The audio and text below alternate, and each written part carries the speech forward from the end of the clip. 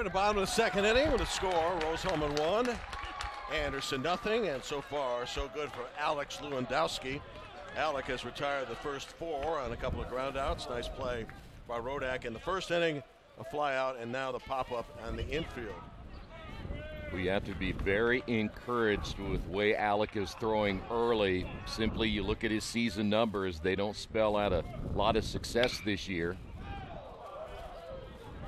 That one laced foul by Groff and Wolf, batting in the 5 spot. He's the DH. I think, again, the key here for Alec and Rose-Hulman is how deep can you get him today. If you can get 7 or 8 out of him, knowing you can save that bullpen, which is always the key. When you end up in the loser's bracket, you got to have a bullpen throughout if you're going to make it back to the championship game. Yeah, and in fact, should Rose-Hulman or whoever wins this game, Rose-Hulman or Anderson, it's a quick turnaround because they'll play later this afternoon against Hanover. I suppose the big question now in this tournament, can Hanover, the top seed, recover from a collapse in the previous inning or the previous night against Transylvania when it gave up 5-4 in a grand slam in the 9th inning?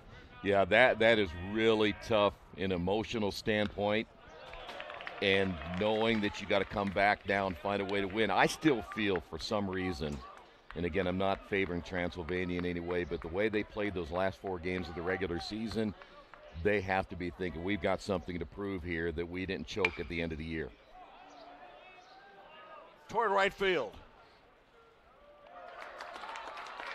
One-handed catch by Mark Cernak. 2 outs and 5 up and 5 down for Alec Lewandowski.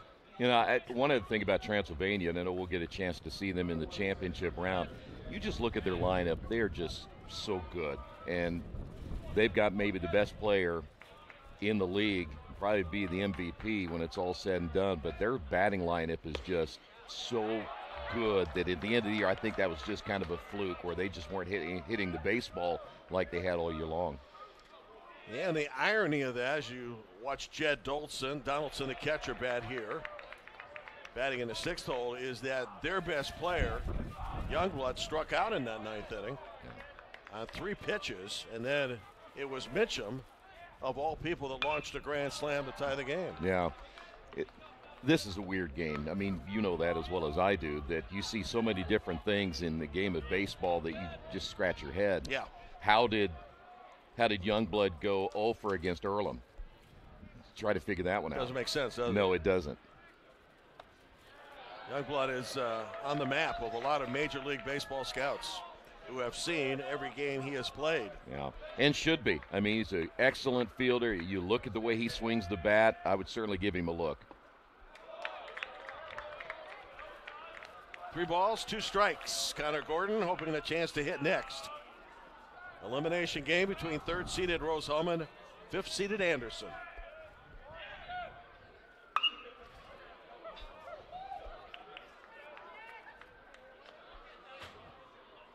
Looked like that one's either headed out of the ballpark or toward the children's play area. I think it was out of the ballpark. He really turned on that one. He sure did. Got to be careful with his left-handed hitters. We said that already today. Don't want to leave one up in the zone. Again, the 3-2, and he fouls that off. Well, same thing with Rose-Hulman and Knoble. You turn it around the other way. You want to make Lewandowski throw as many pitches, and we've seen pitchers in this tournament throwing well over 100 pitches. Off the change, that one foul too. Connor Knoble has given up a run and 4 hits on Anderson's defense so far, and it's a perfect 5 in a row for Lewandowski. You know, we were talking a little bit yesterday too, just that how many pitchers try to pitch around hitters, and Steve Sakasitz, the coach at Earlham, always teaches his pitchers, you're going to attack. We're not going to throw around, guys. We're going to attack. We know how we're going to do it. We've got a scouting report, and you got to follow through on it. Good at bat for Donaldson. Yeah, excellent at bat. Love the discipline where he pulled one right, got a pitch on the outside, able to fight it off on the left. That's what you really like in hitter that doesn't get fooled by a pitch on the outside corner and try to pull it and end up grounding out. His lengthy at bat leaves room for Connor Gordon to hit in the 7th position, 3rd baseman. 1-0 in favor of the Fighting Engineers over the Ravens. Concern I would have with Alec Lewandowski, 18 strikeouts coming in, but 18 walks, and that certainly would be a red flag. Yeah. Head coach of Rose-Hulman is Adam Rosen. He's coaching at third. Nathan Bonner is the first base coach. Ryan Haveney and Nathaniel Pride is one of his trainers are in the dugout. And that hit him. So, after a good start by Lewandowski, he has walked Donaldson on a 3-2 pitch and hit Gordon. It's that inconsistency that we have seen in pitching in this tournament. Michael Yeager threw well the other day, got the complete game. But since then, it's been a lot of inconsistencies. We've seen guys get hit. We've got a lot of 3-2 counts, a lot of walks. And so now you start to get nervous a little bit as a head coach. Brendan Tabor steps to the plate. Scoring opportunity here and off the change. Takes the first pitch for a strike. The other concern I would have on Lewandowski is when you look at statistics, try to look at the opposing team's batting average, and that's at .402. Yeah, that's a very telling number. By the way, Tabor against Mount St. Joseph, 2 for 3, 2 RBIs, and his 9th homer of the season. You know, I'm glad that you have notes. Keith had a lot of those notes like that when he was doing the games. And I put them in color, too. That's what kind of Yeah, he was using crayon, though. I worked on this till about 3 a.m. after the doubleheader last night, and my wife said, "Aren't you going to go to bed?" I said, "I just love numbers and colors." You were that way in elementary school, too, right? I think so, too. Yeah. And I'm still that way with but I know a lot of announcers like colors, you know. Oh, yeah. Down the left field line. Fair ball. It's going to tie the game and perhaps put him ahead. Connor Gordon around third, headed to home. No throw. 2-1. Anderson and a 2-out double by Brendan Tabor. Had a feeling that Anderson knew that Lewandowski, with his numbers this year, if they were just patient, were going to catch up with him, and they did. And that's an excellent hit right there, and just kind of wait on it and pull it to left field. Tabor's having quite a tournament. He's driven in 4 now. A double and a homer, and he's 3 for 8. Here's Cooper Webb, about ready to turn the lineup over, batting in the 9 position. We talked a lot about how good Rose-Hulman hits the baseball, but we've seen Anderson do the same thing this year. Yes. And wouldn't you know it, it's a walk and a hit batsman, not a base hit, that spurs this inning and helps it to continue for Anderson. Well, you could look back at your score sheet of all the games and how many times that has happened on walks and hit batters and errors. So if you're coaching college baseball, what's the most frustrating? Inconsistencies. I would just say being inconsistent from one pitch to the next pitch, or even one inning to the next inning. Errors is another one, especially routine errors. We saw a couple of those yesterday. Alec Lewandowski was so good in the first, and now lately is struggling, but he is ahead on the number 9 hitter Webb, a ball and 2 strikes. Well, and you also, Jim, you got to be able to trust them when you put them out on the mound or you put them in a position to come through for you, and when they don't, you have a hard time going back to them a second time. Yeah. But I think from a number standpoint, pitching-wise, you're running out of options here if you're Rose-Hulman. Charlie Jones, who grounded out the last time up, is standing by to hit next. Man at second, 2 outs, 2-1 in favor of the Ravens. Strike 3 call. Excellent pitch. First of the game, first punch out for Lewandowski. And after 2, it is Anderson 2 and Rose-Hulman 1.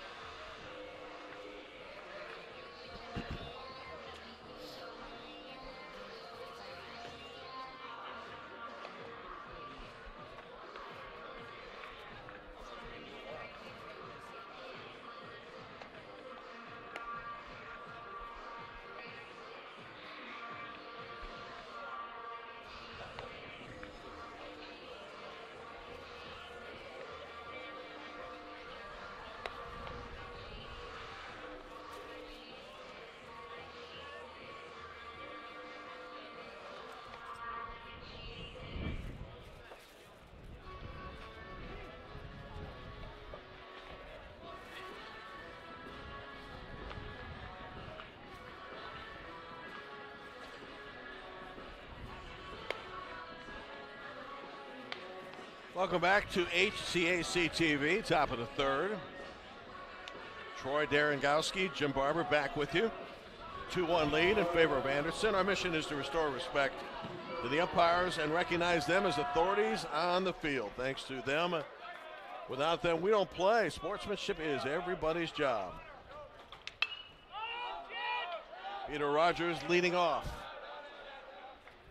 and reaching the stands. Rogers last time flied out. Second time to the plate for him. Kate Klein homered to start the game, and Anderson has come back with 2 of its own. We have figured out by now, Jim, that no lead is safe. We're way too early to even think 2-1. We've had games where you've had you too, 6-run lead, and the next thing you know, it's gone the next half inning. Headed towards center field and dropping, but the right fielder's got a good beat on it.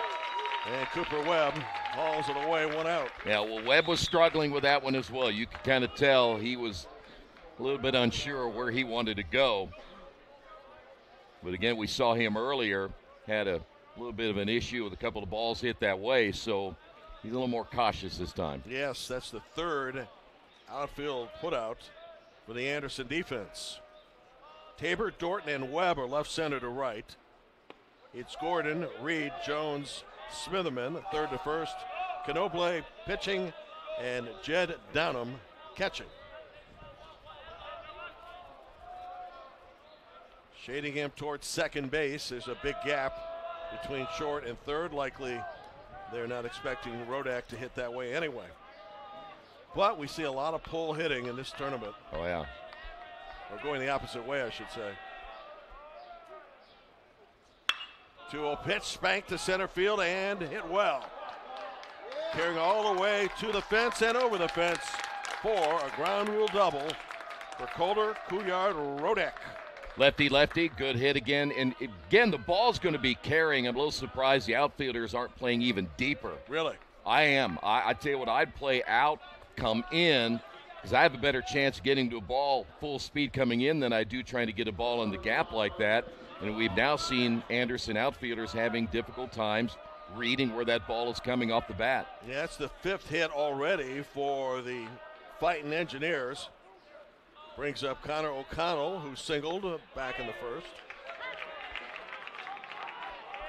You know, it's funny, we've had the first day a lot of rain, struggled with that, come back second day, really a cool day, but sunshine. We have outfielders struggling with high balls in the air, and now we're having trouble with the wind, so you got to feel for them. 3 straight days of something completely different. Yeah. So the way this defense is right now, do you anticipate that the outfielders are going to have problems? Because the deepest of the 3 appears to be the right fielder, Cooper Webb. Yeah, I think the wind stays, and I think Keith had mentioned earlier that this is probably going to be this way probably till around 3 o'clock this afternoon, so I would anticipate it's going to be an issue. O'Connell hitting in the 4th spot, to be followed by Daniel Busboom. Now, there could be a big difference, too, between how the wind is blowing in the outfield and how it's blowing around home plate, too. Sure. So, did he go? No, sir. 2 balls and 2 strikes. We have seen, especially yesterday, at least in the earlier games, a really tight strike zone behind the home plate umpires. I'll be curious to see how the pitchers will adjust throughout the day today and where the strike zone certainly is throughout the rest of the afternoon. O'Connell waits a 2-2 pitch, and that's low in the dirt. He has 4 hits and 9 at-bats in this tournament, batting .444.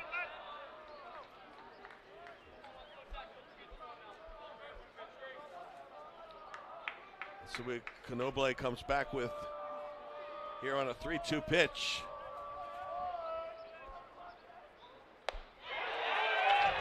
Strike 3 call. Well, always talk about, as a hitter, do not get a third called strike. At least swing at it. I mean, I want to be aggressive at the plate. We talked about pitchers attacking hitters. I want the reverse as well. I want to attack him, and I certainly don't want to watch one go by that's right around the strike zone. Absolutely. Daniel Busboom to the plate. Singled in the first. Still an RBI chance here as he takes a called strike. It's interesting when you watch the majors, and there's still a number of players that are taking a called third strike, sometimes on a 3-2 count. Yeah, makes no sense, does it? Unless you are just completely and utterly fooled. And that's hard to believe if you're a major leaguer. Well, and here's the thing. You think as a hitter, 3-2 pitch, you don't want to walk. He doesn't want to walk you, so you know you're going to probably get a pretty good pitch there. So something's going to be around the strike zone unless this is completely thrown away. So as a hitter, that's how I approach it. Saw recently that Aaron Judge was called out on strikes and thrown out for the first time in his career. Guess he glared back at the umpire. And you don't glare at umpires. By golly. 2-1 pitch. Evens the count 2-2. It is 2-1 in favor of Anderson. We're in the top of the third. The winner gets Hanover in our second game today on this Saturday from Municipal Stadium in Kokomo, the home of the minor league Jackrabbits, who will begin their season in a couple of weeks. Yes. 2-2 toward third base and into left field. Rodak around third. He's going to score. Game tied at 2. Back come the Engineers. We'll see how they score this. Well, Gordon backs up on it off this turf, and I think he needs to play up on it. We watched him earlier do an Olay play that he actually got, I think, kind of lucky on a ground ball earlier. Ball hit well, but the one thing you don't want to do, let that ball play you and back up on it. You got to stay in front of it. Goes as a base hit. RBI for Busboom. Game tied at 2. 6-1 hit disparity so far in our game. Yeah, they're coming out swinging the bats. And I like that. I like the aggressiveness. Other than, again, I said a little bit ago about O'Connell, but you look at O'Connell, some of the games he had early in the tournament, very disciplined at the plate. He walked 3 times against Transylvania. Colton Brown at the plate. Well, you mentioned Busboom, and he's a better hitter than what his numbers had shown. So he approaches today 2 for 11, but back-to-back hits and an RBI 2-out hit there. Yeah, that it just, again, as a hitter, you got to put all that behind you, work on the next at bat, and attack from there, and try not to let things bother you at this stage. Connor Canoble with a look at second to the plate. Now, I mentioned a little bit ago, Jim, about tight strike zone, and now we're kind of wondering where this is. We talked about it yesterday. From here, we can see it from inside out. We can't tell up and down, but it looked like a really good pitch right there. See if Connor can come back on 1-2, get a punch out here. And he did. Good recovery. 4th strikeout of the game for Connor Canoble. In the inning, a run on 2 hits. After 2.5, we are tied at 2.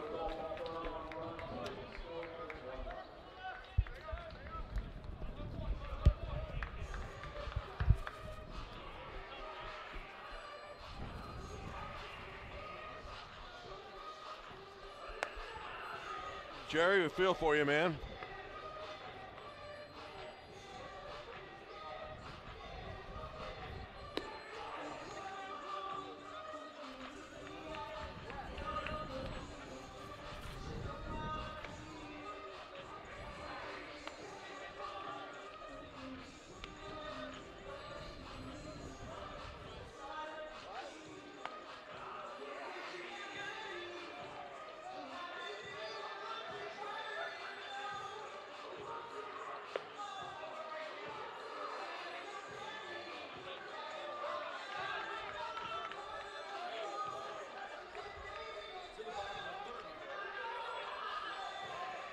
To the bottom of the third we go in a tie game between Rose-Hulman and Anderson. The winner gets Hanover and continues in the elimination or losers bracket. Adam Rosen had a pretty good quote yesterday. He's the head coach of Rose-Hulman. He said, you get stuck in that losers bracket, you can be playing for a long time if you want to get to the championship. And, well, so far for the Engineers, so good, I guess. Well, he is exactly right, and we have seen teams that have had that issue trying to come back through the losers bracket, and it can be really brutal. Charlie Jones leading off and spanking this one to right center field. And on the run, and nicely done, Colton Brown, one out. Now watch Brown that time. You saw how deep he was playing on that. He was able to get to that ball pretty easily because he did play a little deeper in center field. So they're adjusting defensively to the wind today. Yeah, it's a good point, and that wind is pretty strong as it blows out in right field. Here's Trey Jordan, the center fielder, grounded out, second to first. You can get updated scores, much more. Check out our daily sports page on IndianaSRN.org.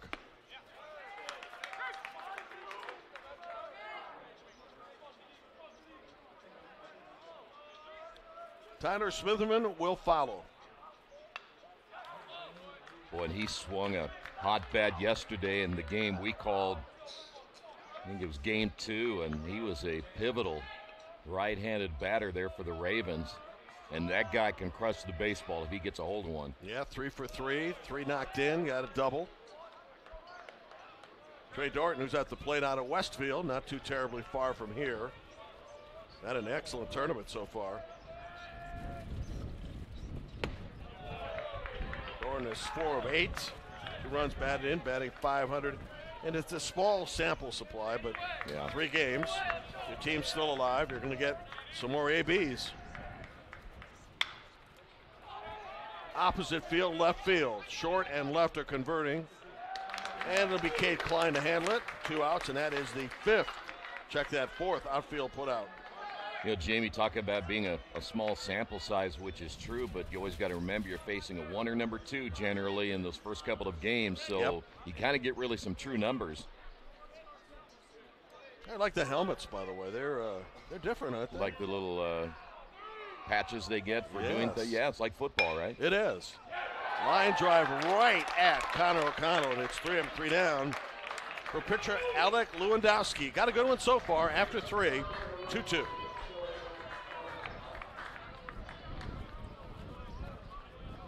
Game between Rose-Hulman and Anderson, with the winner getting top-seeded Hanover in another elimination game later this afternoon on this Saturday, May 11th.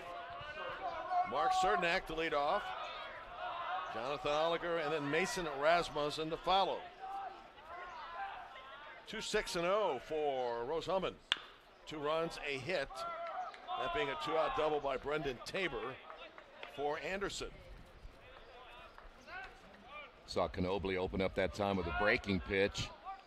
Trying to keep the hitter off balance early. A lot of times hitters go up looking for a fastball first. Gets you thinking a little bit, doesn't it? It does, yeah. Facing a first pitch like that. But boy, don't think too much. That's what they always say, just act on impulse. I think from my standpoint as a hitter, I'm always looking at that count. I might get a fastball breaking pitch, first pitch, but then if I'm down at 0-1 or up 1-0, what might I get? That's really a guessing game, I think, on the second pitch. Cernak skies that one toward left center field and hauled in by Trey Dorton. 1 out as Cernak has now flied out to center twice. So another one carry. Again, ball's going to carry even in left center field, right field going to be an issue. Left field is going to have a little bit of a different perspective on how that ball's going to come out because the wind is blowing from his right to left. Just kind of fun to watch the outfield. They don't think it's fun, I'm sure, but it's fun for us to watch what adventure it could be. Well, the outfield for both teams has been busy so far, Troy. 4 put-outs apiece. Yeah. That's a lot. That is a lot, and that would be worrisome if I am the head coaches and my pitchers. Again, we talked about that at the beginning. Keep the ball down. Jonathan Oliger is now 2 for 2, a triple, and a base hit to right field with 1 out here in the 4th. Good piece of hitting once again. I just think that they're a little bit off. I mean, they got 7 hits, whatever the case may be at this stage, but they're not missing by much off Knobley at this stage. Mason Rasmussen gets the second opportunity against Connor. Grounded out to third base. Had a scoring opportunity in the second when Oliger had tripled, but he was stranded. That's a base hit to center field on the first pitch to Rasmussen. And they go station to station with 2 on and 1 out now in the 4th. I like hitters that are aggressive early, first pitch hitting, saw fastball coming, read it well. Another nice hit. Good indication. Again, you have 8 hits now, and you're only in the 3rd inning. So if you're Knoble, again, you're going to have to keep that ball down in the strike zone. Getting a little bit too high at this stage of the game. And the kid at the plate got the very first hit of the game and the very first pitch. Kate Klein, who homered to right field.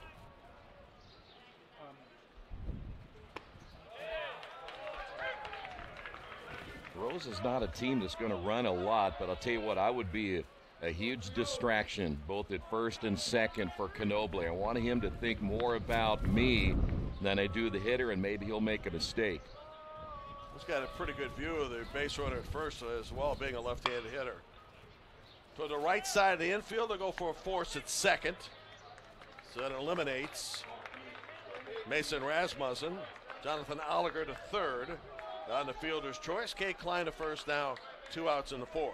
Rasmussen knew he was going to get a force out down at second. I liked he kind of delayed a little bit. First off, he was going to make sure the ball got through, so there wouldn't be any interference there. But then as he's heading down to second, he just kind of went halfway and slid.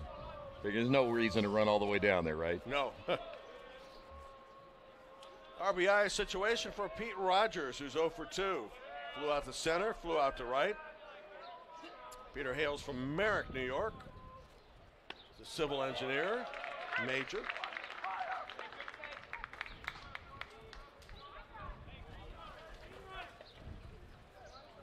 Two runs, 8 hits for Rose-Hulman so far. 2 runs and a single hit for Anderson.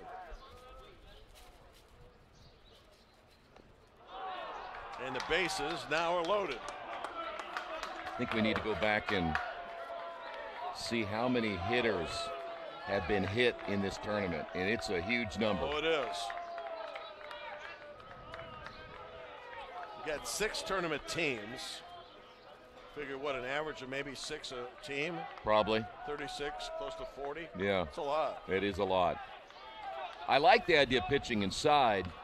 The only problem is the way things are now, hitters really don't have to get out of the way. No. So you're going to have to get close, but you can't get the way it used to be. Here's a great scoring opportunity for the number 3 hitter, Kohler Couillard Rodak, who doubled and scored in the 3rd, which, by the way, was just the previous inning.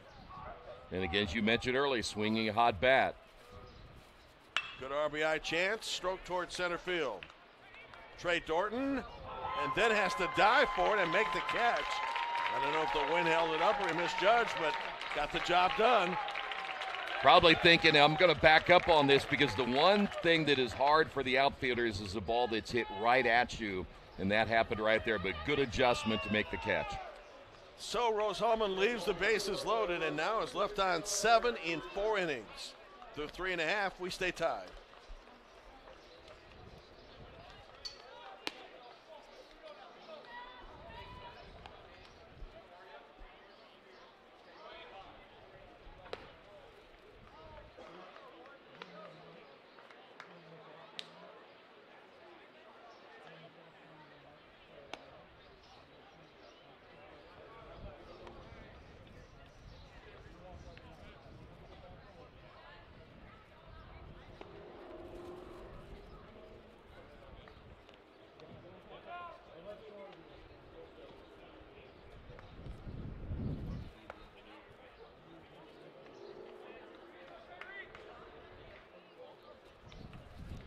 Head to the bottom of the 4th in a 2-2 game between Rose-Hulman, the 3rd seed, and the 5th seed.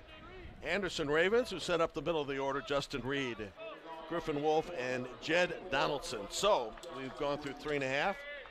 What are your thoughts about what we have seen so far? Well, couple of teams here that are very even. We saw that during the regular season.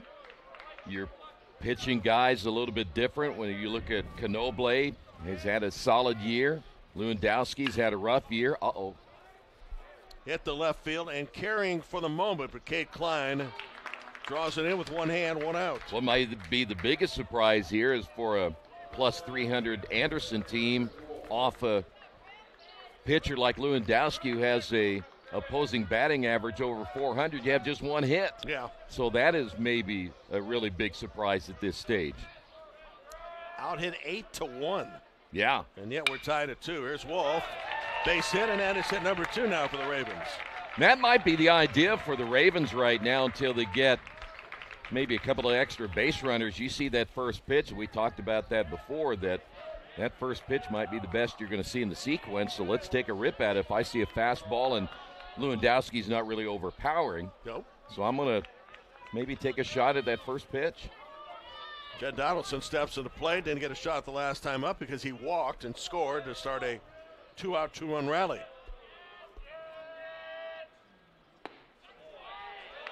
The winner gets Hanover, and the big question for that game will be how, as the number one seeded team, recover from last night's loss, in which the game seemed to have been sewed up.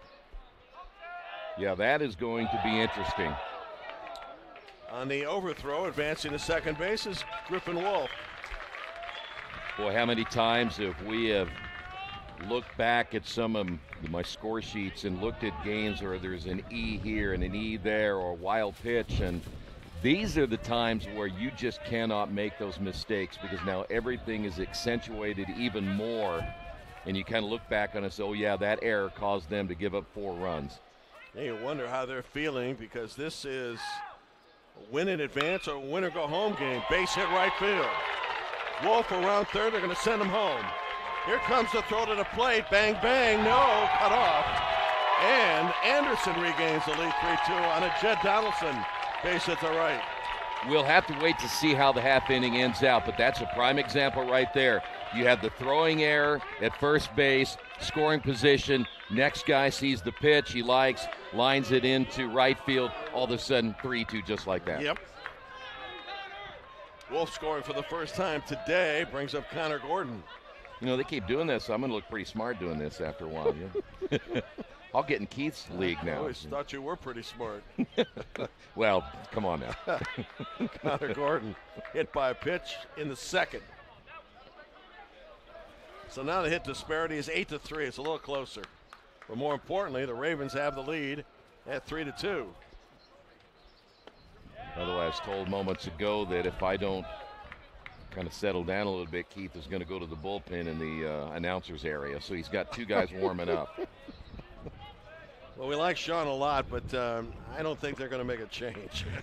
I wouldn't bet on it. You know the game pretty well, too. So, of course, I used to tell analysts when I worked for football and other sports for ESPN Regional, if they showed up a little late or if they couldn't make it close to game time, I said, don't worry, we're not starting without you.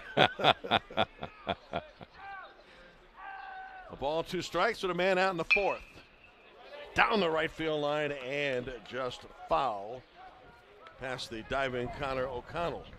Boy, great pitch on the outside corner. Lewandowski trying to nibble on that outside corner, and that pitch almost cost him. That would have been certainly extra bases.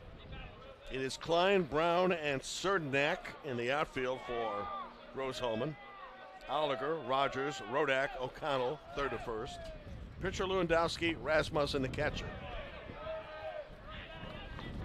And as Troy mentioned, it's an error that has opened up this inning for Anderson to take the lead and regain it at 3-2.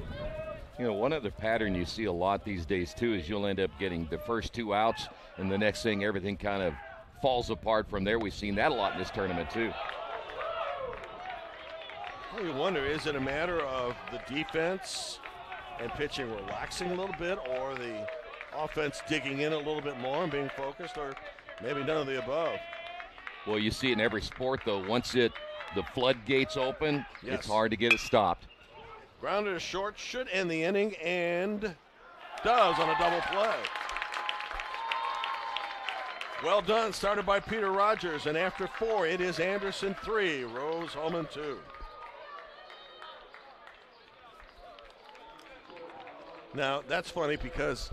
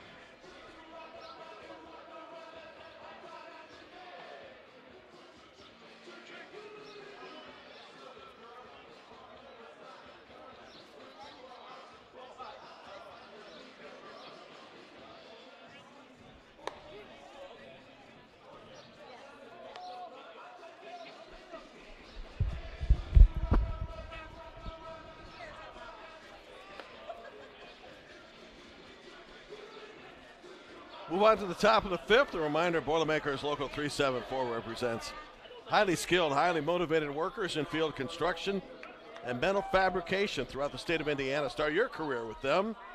Call us at 219-845-1000. Middle of the lineup for the Engineers, who find themselves behind for the second time today, 3-2. But they do have 8 hits in the game and also a hit batsman. Have left on just the same, a total of 7. Connor at the plate. O'Connell is 1 for 2. To be followed by Daniel Busboom and Colton Brown. I think we call those missed opportunities, don't we, the LOBs? That's a pretty strong number, 7 through 4. It is. And the other question is, how many in scoring position? Well, let's start with the first inning where one was in scoring position and then a man at third in scoring position. And the next inning, I would say probably we're up to 3 or 4 maybe. Okay. That's that other one. We put a little star next to it. Yes.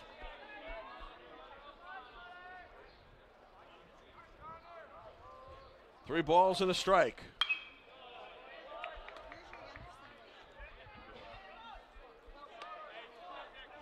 Tell you one thing for sure, the first day of the tournament, foul balls were flying out of here everywhere. I mean, everybody was swinging the bat. Oh, really? Okay. Oh, yeah, it was crazy. Just happy to be here, right? Yeah. Again, the 3-2 pitch. Base hit center field. Connor O'Connell leads off the fifth. He is now 2 for 3 in this game. Here comes Daniel Busboom, and I go back to something you said earlier that he's too good of a hitter to come in at 184, and he has a base hit to right and a base hit to left. So you see any adjustment from him because you've seen him during the regular season? Well, you're now, your third time through seeing this pitcher, second time, at least 2. So now you kind of know what the pattern's going to be here, and you've had him with guys on base as well, so you kind of know what he wants to do. And now he's falling behind at 1-0. That gives you another edge as a hitter because now he doesn't want to walk you. He's going to come with a strike or somewhere around the plate. So those are the adjustments I would look for as a hitter right here. A lot of balls flying to the outfield in this game. This one headed toward third base and past Connor Gordon. So it'll be runners at first and second with nobody out in the top of the fifth for the Fighting Engineers, and here they come. Well, I'll tell you what, third baseman's having kind of a tough day today. I know they gave him a base hit on that one that I kind of backed up on it, let it play him. And though that ball was hit hard, still you would think that 3 times hit toward him that he's going to have to make one of those plays. Yeah, this one will actually go as an error. So it's first and second. Nobody out, anticipating a bunt from Colton Brown. And there it goes. A tough play at first. Oh! A collision at first. Good recovery starting with Canoble with his throw over to Tyler Smitherman. And so there's one out here as the runners advance. I'll begin with the bunt. Excellent bunt. Take it to the left side where the only play that the pitcher can make is going to be at first base because those 2 base runners got an excellent jump. And now they're in scoring position. Connor O'Connell at third, Daniel Busboom at second. This is interesting. In a game where there's been a lot of hits, infield in at every spot. Mark Cernak at the plate, who was flying out twice to center. My feeling is they don't think there's going to be a lot of runs scored. Okay, fair enough. So they will try to cut down O'Connell or at least freeze him on a ground ball. We saw in Rose-Hulman's win yesterday where a right fielder was brought in to serve as the extra fielder in a potential walk-off situation, which it turned out to be. Yeah. Don't see that very often, but it is interesting to see the dimensions. Yeah, I saw it. I was watching the game, and you guys were talking about that. That's something you don't see very often. It's kind of like lacrosse when you see the sheriff. And I'll explain there, the deputy sheriff. I'll tell you what that is a little bit later. Cernak ahead, 3 balls, no strikes. Jonathan Oliger, who is already 2 for 2 with a triple, standing by to hit next. Boy, it's a big at bat right here. He was taking on 3-0. He took that one, and it is strike 2, full count. Boy, a lot of times you think maybe you give that guy the green light at 3-0, but I have a feeling if you did it that time, you might get yanked out of the game, right? Yeah. Cernak has flied out twice, though. He's got good power. 3-2 pitch, and this time he can take a base, and they are loaded. All right, here we go. Another walk. See how this will come back. You look at your score sheet eventually at the end of the day, and you see how many walks, how many wild pitches, all that will begin to catch up with you. You can't play with fire that long and not have something happen. Now, if it were Keith Myers down third base, he'd be calling the squeeze play right here. Jonathan Oliger, he's swinging a pretty good bat in this game, 2 for 2. Scoring opportunity with ducks on the pond. And the first pitch is taken, ball 1. So my question would be to Keith is the guy's 2 for 2, swinging the bat well, bases loaded, you have 1 out, and you're going to squeeze at this stage? That a way to take the bat out of his hands. Oliger toward left field and caught. Diving catch by Brendan Tabor. It will go as a sacrifice fly.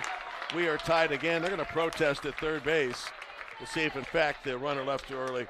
But the umpires agree that did not happen. So give Oliger an RBI and a run scored to O'Connell.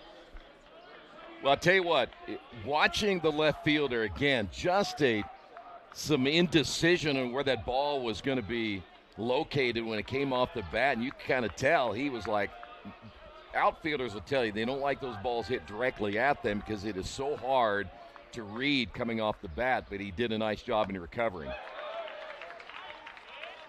And it's tied the game now at 3 for Mason Rasmussen, the catcher. Mason grounded out to third in the second, singled in the fourth.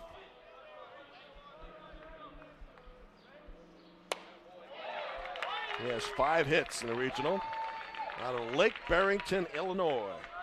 He's a sophomore. He just got a fastball high and tight. See if Knoble will try to go there again.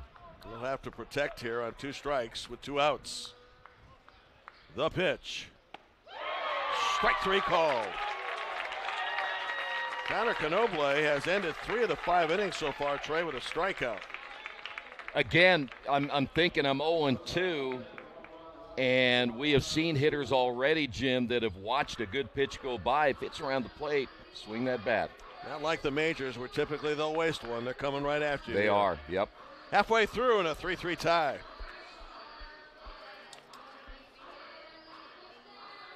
So I have a run, a hit, an error in the inning, and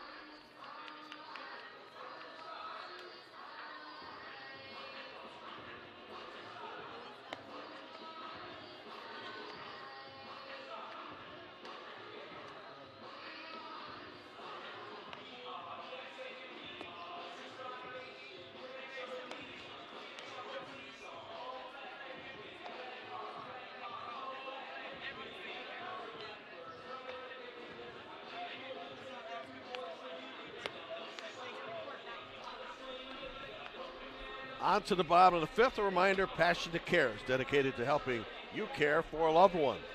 On HCAC TV for the Conference Baseball Postseason Tournament.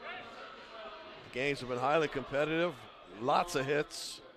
Lots of base runners in a 3-3 tie here. As we move into that bottom of the 5th, and Brendan Tabor, who doubled in 2, will lead off. We mentioned earlier, Tabor already has a home run in this tournament. Went 0 for 4 against Franklin. But today has played at 2. Well, you know what? Alec is throwing very well. I think as he goes along, if he gains a little bit of confidence and feels he can go into the 7th inning, they'll take that. We talked about that earlier. Try to save that bullpen if you get into the next game, because you're probably going to need him against a good hitting Hanover squad. Yes, standing by to face the winner of this one. And yet another win in advance game. Transylvania is in the catbird seat right now because it is undefeated with that miracle comeback last night. Count goes full on Tabor.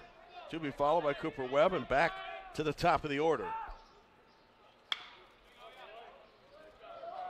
You know what makes it all so difficult, even in the regular season, you just don't win many double headers. And so you're thinking whoever wins this game has to play another game, and the odds are already against you going in. So Anderson starts the fifth with a walk. And for the first time today, the leadoff hitter is aboard.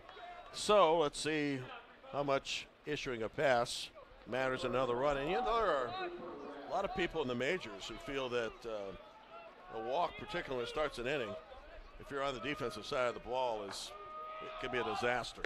Yeah, I'd love to know what the analytics of that would be. They don't do it quite as in-depth in college as they do in the majors, but it would be interesting to see how that impacts the game, that leadoff walk. There was a game last year or the year before, bunt by Cooper Webb, good one.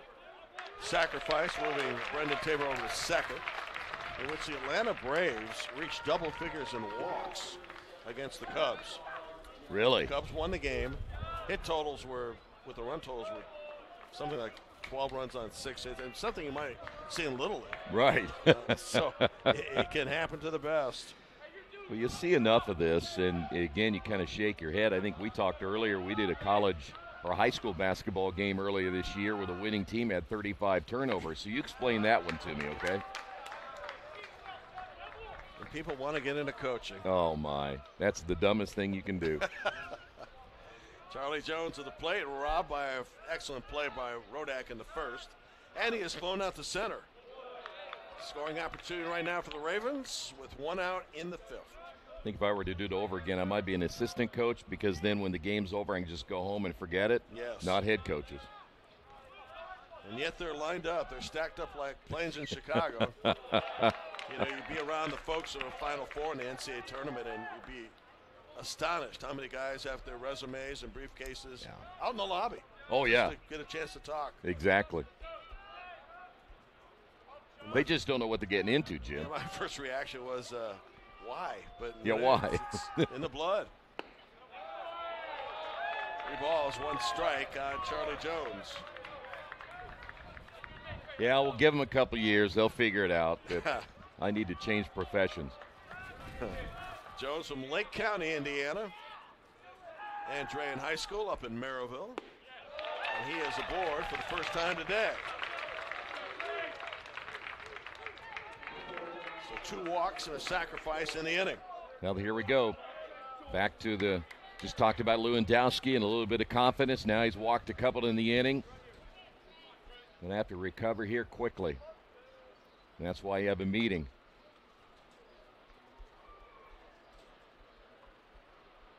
I mean, he has thrown 66 pitches, which isn't really bad at this stage, but those 3 walks already, and you kind of see a pattern here with only 1 strikeout. Now, I would venture to say, as a pitching coach, a little strategy here where you're going to go with the baseball. I doubt a bunt's going to come here, probably going to be hitting away, but Sean and I talked about this a little bit yesterday too, and it's kind of cliche-ish, but it's true. You got those guys behind you to help you. You're not going to strike everybody out. So just try to pitch the game that we had a game plan coming in. The scouting report and all these guys. Stay with the scouting report. We'll adjust as we go, but quit trying to get everybody out on your own. By the way, pitching coach is Ryan Haveney for Rose-Hulman, the head coach Adam Rosen. See if they're able to settle down Alec Lewandowski as this one is blasted out of bounds. And I bet he told Alec, don't lay one out over the plate here with guys at first and second and 1 out, okay? Trey Dorton is nothing for 2, to be followed by Tyler Smitherman, who also is hitless.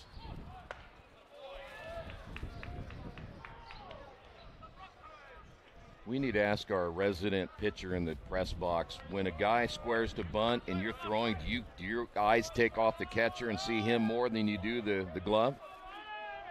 It's a fair question. It is. I think it is a very fair question. Base hit, center field. Runner around third. Will they send him? They will. Anderson regains the lead as Trey Dorton gets his first hit of the game, plating Brendan Tabor. Well, there it is. Walks will come back to kill you, and it happened again for Lewandowski. And he leaves that ball out over the plate and a solid base hit. He has now walked 2 that have scored in this game. That being Jed Donaldson back in the second, and Brendan Tabor here in the 5th.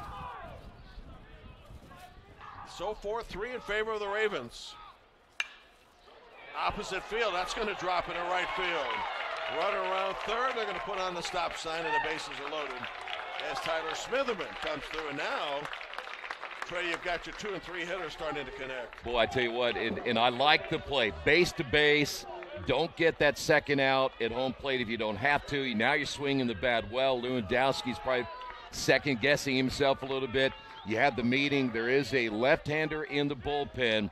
So I would venture to say right now, Lewandowski's on a little bit of a short leash right here. And he's got a problem. The bases are loaded. That's a big problem. Yes. His team already in a 1-run hole. On the infield, let's see what that's going to plate. At least 1. And so the fielder's choice, RBI ground out for Justin Reed, makes it 5-3. I'll tell you what, and they get the run out of it, but I would be expecting a little bit more. I might have been more patient at the plate knowing that Lewandowski was struggling a little bit. Really? Yeah, I want him to throw as many pitches as he has to me, so I might get something I can really drive with the bases loaded right there instead of swinging at that first pitch. Here comes head coach Rosen, and that will be it for Alec Lewandowski, who pitched 4 2/3 innings. He has given up 5 runs on 5 hits.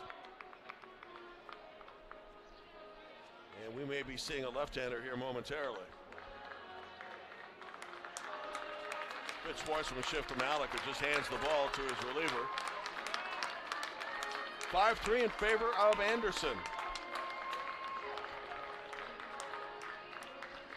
Well, Brad Nardi is going to pitch now, and his numbers really high from an ERA standpoint as well, but we talked about this earlier, Jim, that you're probably at a stage where you just don't have that many arms left in your bullpen, so that's why you're seeing some of these guys get some action right now. But Lewandowski, again, you made, I thought, a decent start today, but all of a sudden you end up with a walk, and it came back to get you eventually, and that's why they had to go to their bullpen a little bit earlier than they wanted to. And so Nardi gets his warm-up tosses in right now. We're in the bottom of the 5th. 5-3 is our score.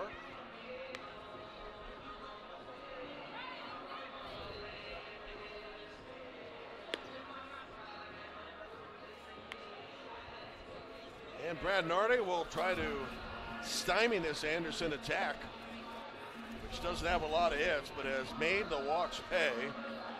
Now 3 of the 5 runs scored in this game by the Ravens are the players who walked. The 4th one was hit by a pitch and scored. I was reminded about our new pitcher, Nardi, that he pitched at Covenant Christian and pitched in the state finals, so he's pretty used to some pressure situations, but a little bit different at the collegiate level, especially when now you got to find a way to put out the fire here. Yeah, he hails from Avon, Indiana. He's in the spot here, stands 5'8", 185. Runners on the corner. I'm going to play him a double play depth right now and hoping that hard ground ball by Griffin Wolf will end the inning. Well, they're also playing Wolf up the middle. You notice the shortstop's played way toward the bag, so they're going to try to pinch him a little bit, forcing him to pull the ball to the right side. That's Peter Rogers, who's just left of the base, almost on the outfield turf. Hit deep to center field. That's going to chase the center fielder back. Up against the wall. One already in. From the home plate we come for the next one. Griffin Wolf, second hit of the game. 2 more on the board. 7-3 Ravens. The pattern continues in this tournament. You make a mistake, you walk a couple of hitters, and it'll come back to bite you every time. And you notice Brown in center field really struggling where that ball was hit. Another one hit directly at the outfielder, and he had a difficult time really judging where that ball was going to go. So in this inning alone, a 4-run outburst as Jed Donaldson, who is 1 for 1, steps to the plate. We'll go back to the point you made earlier about how many people have walked in this game for the Ravens and have scored. Yeah, it is just, and it's that way in all of baseball. If you walk people, you're going to end up regretting it because it will, more often than not, come back and get you somehow. I don't know if it's on the web of the Reds or if it's just something they put on the scoreboard at Great American Ballpark, that when there's a walk to a Red, there is a picture of some ghosts. So that walks will haunt you. They will. Well, Lewandowski's probably down there going, oh, man. Yeah. And you know as a pitcher, you're doing it the best you can, but sometimes you just aren't throwing strikes. Donaldson at the plate is the 8th man to hit in the inning. They already chased Lewandowski, and now Brad Nardi trying to stem the tide. Rose-Hulman's got plenty of bats, but the problem is this is its largest deficit of the game. Yeah, it's not a matter of how you're going to hit the rest of the way necessarily. Are you going to get any pitching that's going to keep you in the ball game? Oh, yes. You don't want in a slugfest here where you end up being 15-14 or such, because bottom line is, if that's the case, you're back in your bullpen at least 2 more times. You also, if you're Rose-Hulman, do not get the last at bat. That's right. Not that that matters in this tournament, right? No, sir. Hardly, yeah. Down the right field line, foul. Not by much, though. The collective, yeah. You can always tell when it's foul. Connor O'Connell gave that a quick chase. Nardi better be careful here. I know we're lefty-lefty, and you generally like that from a statistical standpoint, that you have a little more advantage as a left-handed pitcher, but the way he turned on that one. Some good bad action in this inning, and there's another example to right field and past the right fielder. That will score Griffin Wolf. Donaldson around second, heading into third. It is 8-3 in favor of Anderson. Well, I'll tell you what, the Anderson crowd is fired up, and Serdnak, the same thing happened to him that has happened to all the outfielders. Really tough judging that baseball coming off the bat. Again, when that ball's hit right at you, it is just, for whatever reason, hard to tell. And the way that wind is picked up, and we're watching the flags out in left field, that wind continues to gust and blow at a very steady pace. And I believe that's going to be scored a triple all the way. Hit number 6 of the game for the Ravens, who now have busted this thing open. And they have officially batted around as Connor Gordon steps to the plate. Well, if we went back, and I said it earlier, if we went back and looked at all our score sheets or looked on our computers and looked at the box scores, you're going to see a lot of 5s, 4, 5, 6-run innings. Can't locate the ball, and that will allow Jed Donaldson come home with run number 9, and the wheels kind of come off a bit for Rose-Hulman in the inning. It has. And Rasmussen doing the best job he could to find that baseball. You got guys yelling at you. You got the crowd yelling, there's the ball. It's just hard sometimes to locate. You can get rid of that mask and throw that thing away, and you're looking around, and if the base runner reads it well, that's exactly what happens. But here's the floodgates we talked about earlier. This inning began with a walk to Brendan Tabor, then a sacrifice. Looked like a modest start to the inning. But then a walk, RBI hit by Trey Dorton, a single by Tyler Smitherman. Justin Reed into a fielder's choice, brought home a run. And then Griffin Wolf teed off on a double that scored a couple. And then the RBI triple by Jed Donaldson. And now the pass ball. 6-run fifth. We mentioned big innings, as that's a strike 3 call. We've had a bunch. We'll talk about that from last night's game with Transy and Hanover. An active athlete looking for enhanced performance, comfort, and recovery? Then Skins is the perfect choice for you. Our revolutionary sports compression product provides better oxygen flow in your muscles, helps reduce fatigue and pain from intense physical activity, allowing athletes to push their boundaries and perform better. Skins helps keep everything, including you, on track. So don't wait any longer. Get your Skins now and experience unbeatable performance.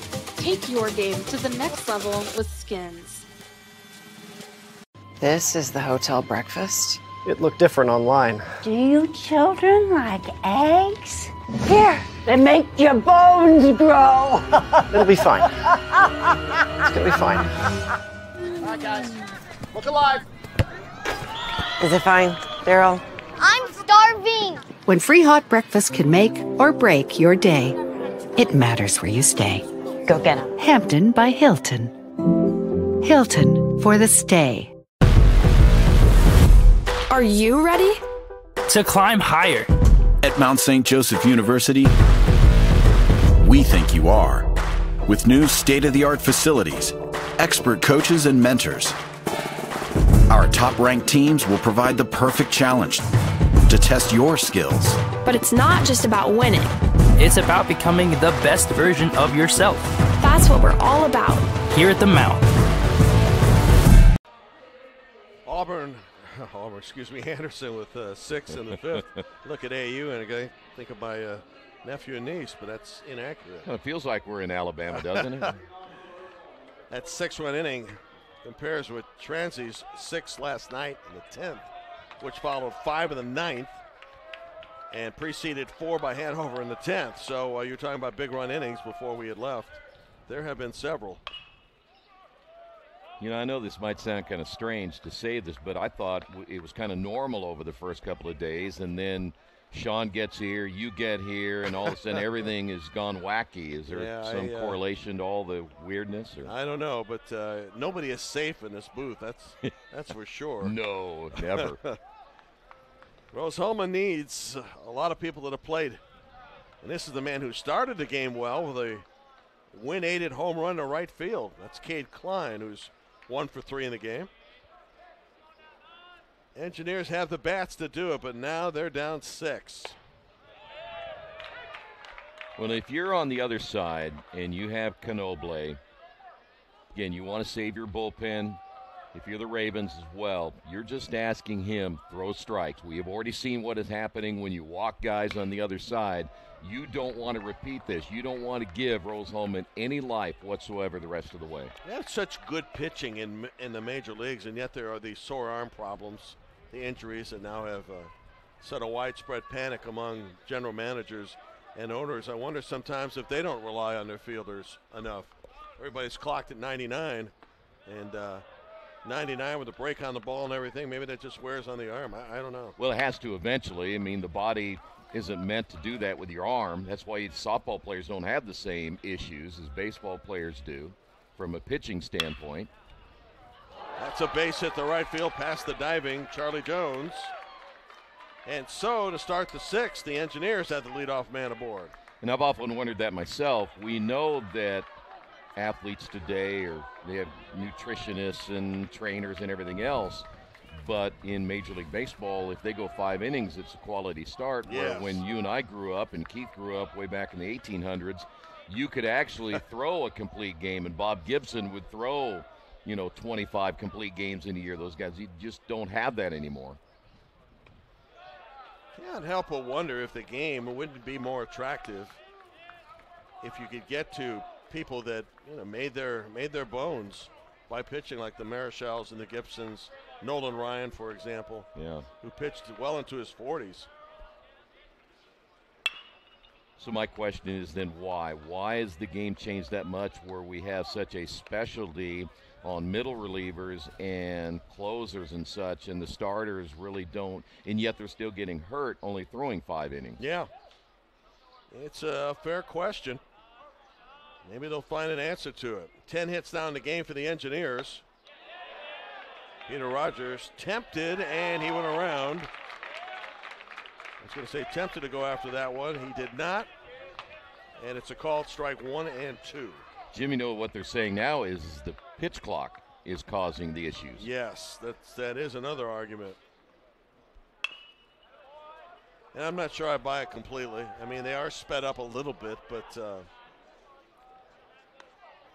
you still have a lot of guys who throw very, very, very hard.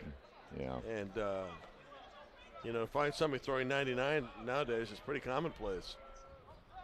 Again, the 1-ball, 2-strike pitch.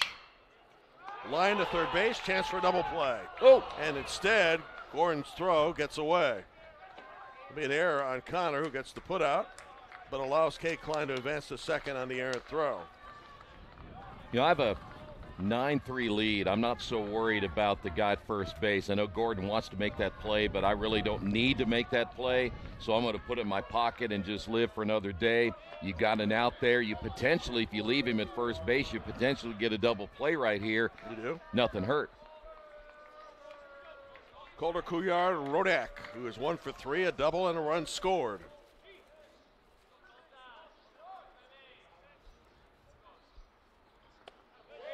I don't know, with the way the runs are adding up, if you can chip away at a 9-3 deficit. You almost have to answer a 6 with a pretty good crooked number of your own. Well, in what you're going to see eventually, if you can get to Knoble and get to the bullpen, is you're going to have to then adjust to the next guy. And you may not have enough batters to get to him, and if you get to him a little bit, you know Anderson's going to throw everything out there. They're going to bring another guy in. So as a hitter, Sure. you got to adjust to that guy. You may not have enough time to do it. Rose-Hulman down to what would be its last 11 outs. Off the change, base hit center field. Kate Klein will score. All right, what was the biggest factor of Klein scoring right there was that throwing error that you allowed him to get to second base. Again, you put it in your pocket, you're okay.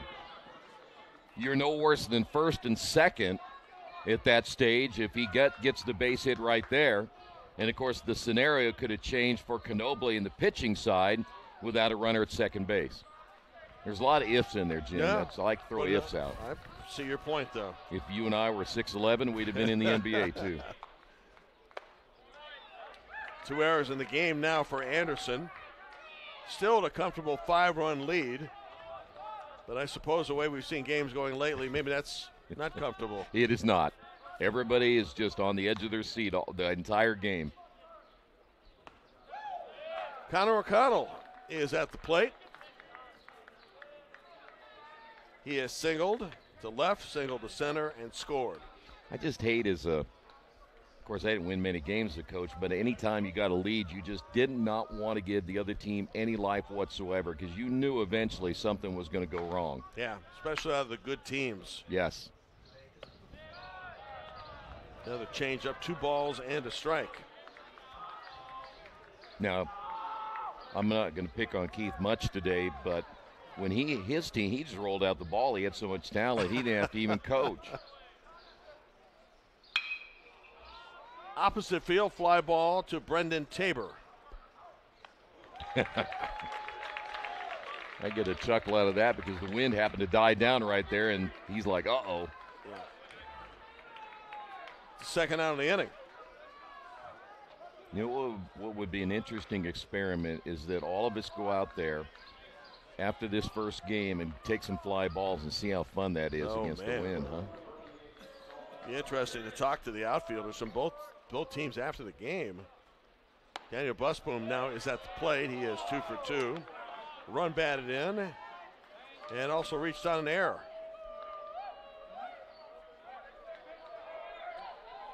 His team is down 9-4 here in the 6th.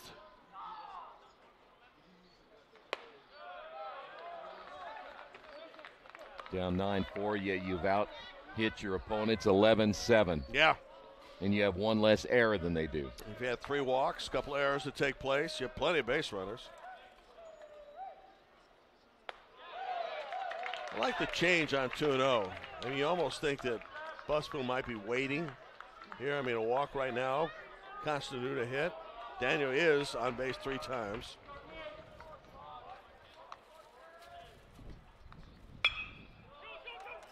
Towards center field and carrying. And hauled in. Trey Dorton with a catch.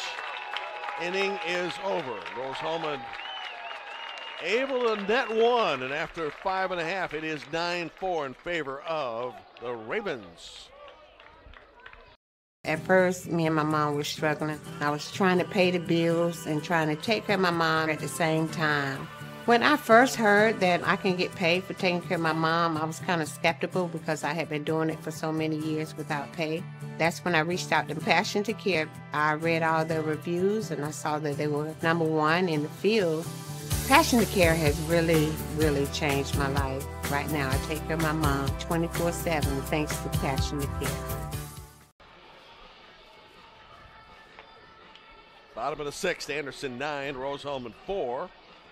The winner gets Hanover for the right to continue to advance in this Heartland Collegiate Conference Tournament. Troy Darengowski, Jim Barber with you today for a game that has featured just about everything. And yet we still have some ball to be played as we start the bottom of the 6th. Anderson batted around in the 5th inning and played it 4 to extend the lead to 9-4. And Rose-Hulman will go back to their bullpen. It'll be Camden Judson. I know I sound like a broken record here when you talk about some of the players coming out of the bullpen. Nardi's ERA was 9.95. Judson is at 8.83, and he's only thrown 17 innings. Kind of a difficult situation to put these players in late in the year with not a whole lot of innings thrown. But you look at the good side on Judson is he is a strikeout guy, 23 strikeouts and 11 walks. So they're hoping he'll be the shutdown guy perhaps for the rest of the way, get those bats going on the other side, and then hopefully by the time that you get toward the end of this one, you have a chance to maybe tie and take the lead. Rose-Hulman still has time, but that time is starting to wane a bit. And of course, the first matter of importance now is keep Anderson from scoring. That's the big thing right now. Cannot, and we'll start it again. Don't put people on base. Don't give them free passes. If you can do that, make them put it in play, get some outs, you'll be in much, much better shape.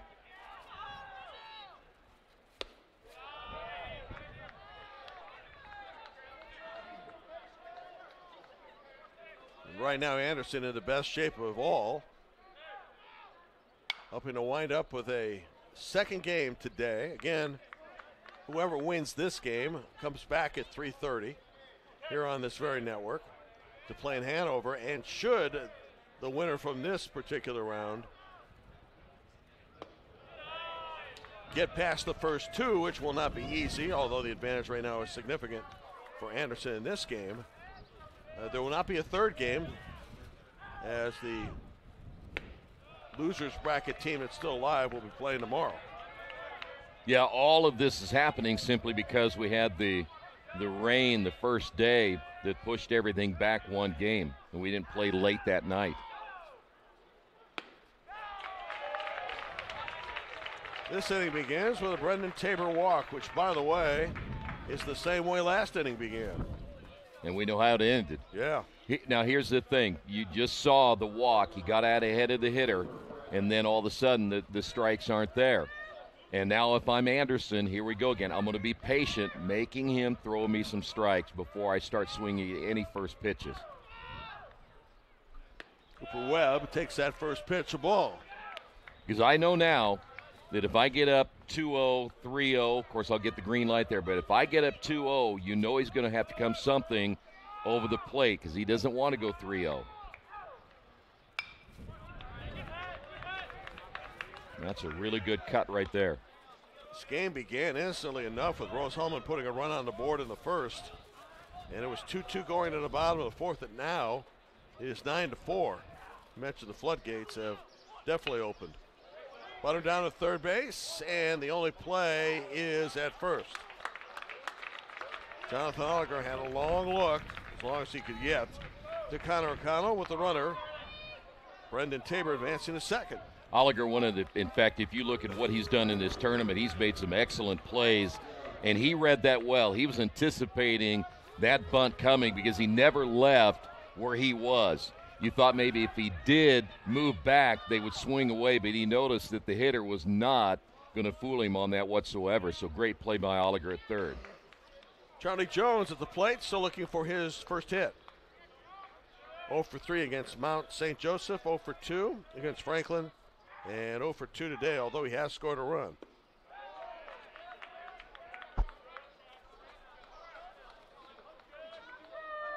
Well, Judson's struggling a little bit early in the count. Still makes me want to be patient as a hitter. And he was hit. This looks like a replay of the 5th inning. Maybe it is. I'm not sure. You're just asking your pitcher again. You've got to throw strikes. A little tight on the grip apparently on that one to throw that one where it was. So now you're going to get a visit. I would have ventured to say the message is saying, listen, you got to throw strikes here. We cannot give up any more runs and let this be another 6 or 5 run inning like we had in the last half inning. A rough go for Rose-Hulman after a pretty decent start. Leadoff homer by Klein, top of the 1st. Then a game-tying run in the 3rd, 2-2. But since then, anything but easy.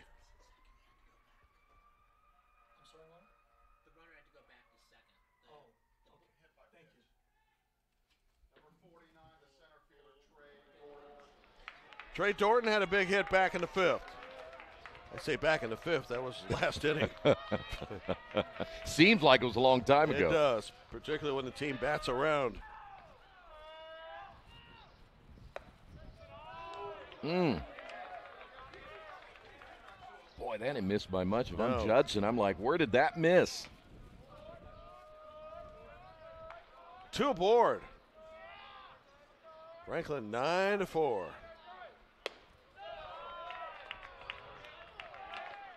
You know, the other saying you hear a lot in baseball especially is if you have 9 runs and you're thinking about playing another game, can we save a couple of those for the next game and carry them over if we don't need them?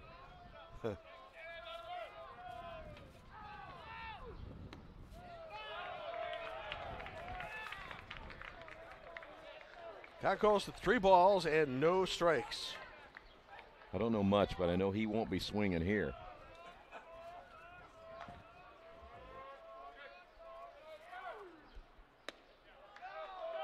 You are correct, sir, and on 4 pitches.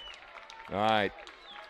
Dorton moves on to first base. The bases are loaded. And he's done. And we're going to have another pitching change. We're going to step aside for a moment and be back here on Indiana SRN. Thinking about what to do after high school? Consider a career with Boilermakers Local 374. As a Boilermaker apprentice, you'll earn while you learn. We offer excellent wages and benefits, and as part of our no-cost hands-on apprenticeship program, you'll learn from the best in state-of-the-art training centers and on the job. Become a union Boilermaker and get on your way to a great career. Find out more, visit www.local374.org or call 219-845-1000. We are pioneers. We are the next generation of inventors, creators, teachers, and leaders. We think critically, work collaboratively, always learning, growing, doing. We care deeply about people and the planet. Facing challenges together. A place for the curious, the bold, and the go-getters. At Transylvania University, we pursue bold paths. We encourage you to follow us on Twitter at IndianaSRN. Find upcoming games, video highlights, and much more. Follow us now at IndianaSRN. We're back here once again in Kokomo. New pitcher now for Rose-Hulman. They'll go with Tyler Orr. Orr is making his 10th appearance. He's only thrown 10 innings this year, 12 hits, 10 runs, and 6 earned, with 8 strikeouts and 7 walks. 0-1 on the year with an ERA 5.40. And bases are loaded, and Jim ready to go here. What could be a huge inning now for the Ravens. Yeah, indeed, Trey already leading, or Troy leading 9-4. This one towards center field. The wind is playing a little habit with it, and it is going to drop. It'll score 1. And station-to-station baseball on a seeing eye hit that the wind may have had something to do with it, and we have an injured player as well out there for Rose-Hulman. Well, the only thing I don't like about that defensively, if your second baseman backpedaling and he's kind of running around off balance, you have your center fielder coming in. I would much have rather have had where the ball was located at. Center fielder had a long way to come. I'm not so sure maybe the right fielder might not have had a better play on that. But, again, unfortunately, as you said a little bit ago, the way that wind is blowing today from our vantage point left to right, that is a struggle for anybody, especially when your second baseman is trying to go out there and make that play something over the shoulder. You know, on the other side of it, from a hitting standpoint, we talked about a little bit ago, you come out swinging at that first pitch, and I just don't like that. If the pitching staff is struggling, I want them to throw as many pitches as I can, because I feel eventually as a hitter, I'm going to get a pitch I like to hit and drive. And you swing at the first one. You got lucky enough to get a base hit right there, but I want to be more patient at the plate with a team that is struggling. Let's see how patient Justin Reed is, who today is 0 for 3 with an RBI fielder's choice. It is 10-4. And that was Colton Brown, by the way, that was shaken up, but after running it off a bit, the center fielder appears to be okay. 6-run fifth, the difference in this game. Another chance to blow it open. That is hit deep to left field. Off the wall. And they will hold up. The runner trying to advance from third as Charlie Jones scored. Dorton is held up at third. It is now 11-4, and it looks like batting practice out there for the Ravens. Yeah, the bullpen, again, not a lot of experience here for Rose-Hulman. We talked about it earlier. They just don't have enough arms to go to, and that's why this is a perfect game to document for other teams. Don't get in that losing bracket, especially if you don't have a lot of pitching, and they're playing station to station because they feel a big inning coming again. Griffin Wolf spanks it deep to right field. That off the fence, already scoring one and scoring two.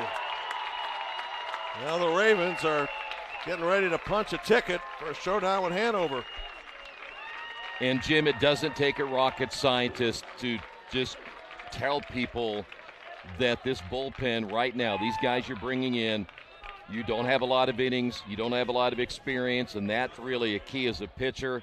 And they are just teeing off right now. And Anderson, the right thing they're doing at this stage, they're not even going to take any chances trying to get guys thrown out at third or home because they know this could really continue to be a huge inning. Yeah, absolutely. They've already hit and played at 4 in this inning, now with 13 runs and 10 hits.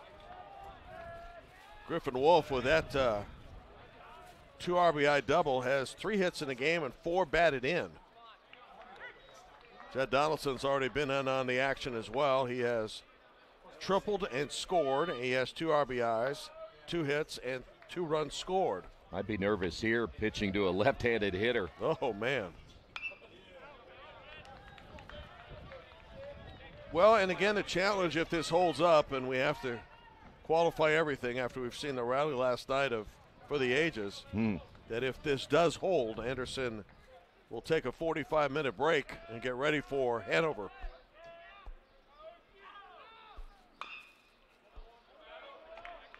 You know what they may want to say, can we just play right away since we're playing so well that we don't want to take a break? Not a bad idea. Yeah.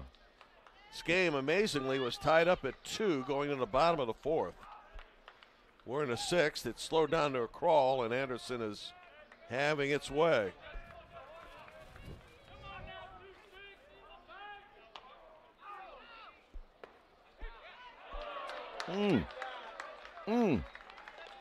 Called third strike. First time today that Jed Donaldson is out. And Connor Gordon, the 9th hitter in the inning, as Anderson is batted around back-to-back innings, will step to the plate. Hard to tell from here. I thought that pitch might have been a little bit outside. That's one of those backdoor pitches.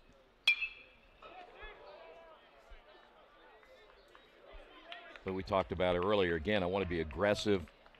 Anything that's close around the plate, I want to be swinging. I think it'd be much easier when I'm up by 9. Take a few cuts at the guys coming out of the bullpens, only thrown 10 innings.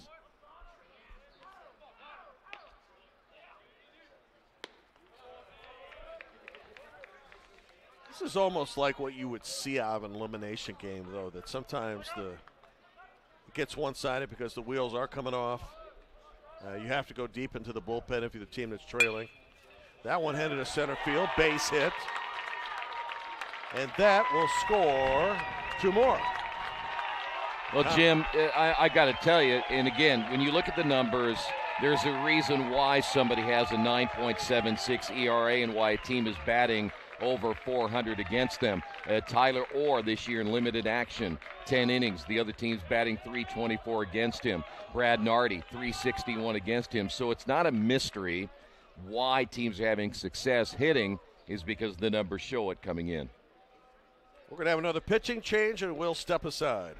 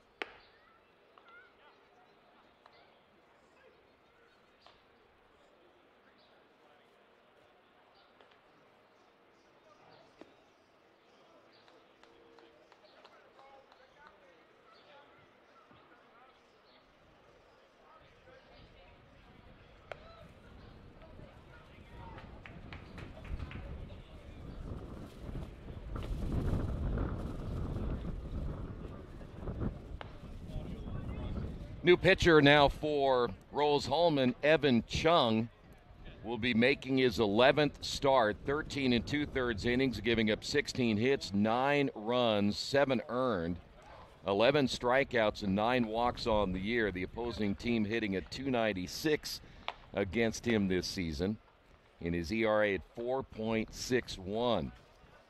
So the Fighting Engineers having to go into their bullpen yet one more time. This will be the 5th pitcher they have used. Nardi went at third, Judson went at third, Orr goes at third. And so far they've given up 15 runs, and 13 of those, Jim, are earned. So 6th spot, Troy in the 5th, followed by a 6th spot here in the 6th. And we need to go back and look, where did it begin? What happened in the first couple of hitters that kind of generated all of this? And certainly a walk, a hit batsman and a walk had something to do with it. Yep, I think so. Mark Cernak, drifting toward the foul line, makes the catch. Inning is over. Another huge 1-0 for Anderson as we head to the 7th. And Rose-Hulman coming up with the bottom of its lineup. Egg on avocado toast. Ew. Your flash fried porgy over chips. Ew. Your fresh Maine lobster with microgreens. When the only thing your 8-year-old will eat is waffles. She's fine. She's fine. Your waffles, milady. It matters where you stay. Yum. Enjoy. Thank you. Hampton by Hilton. Hilton for the stay.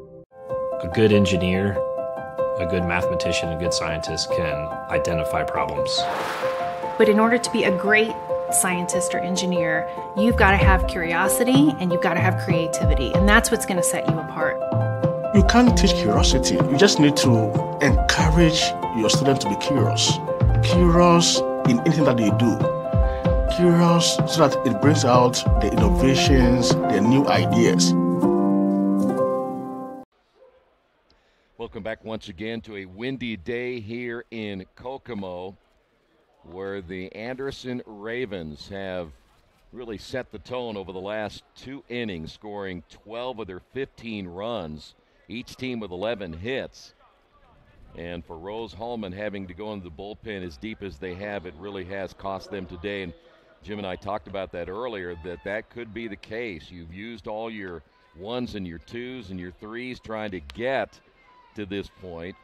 And once you get into the loser's bracket in this tournament, it is very, very difficult to come back and win. You just don't have enough pitching to do so, and that has been really turned out to be the case here today. Knoble, 6 innings, He has thrown 119, so the Ravens will go to their bullpen, I do believe, here into the 7th inning. We'll tell you about that new pitcher. Jim has all the info on him. That's Jacob Hoffman, who is a senior out of Avon, Indiana, mechanical engineering major. His high school career cut short by COVID, as many were, of course, when that hit in year 2019-2020. And he enters a whole lot of good stuff that year, wasn't it? Oh, man. Yeah. And what a year it was. Yeah. He enters not in a save position, by the way. He's up 11. If he does, we got to change that ruling there, huh?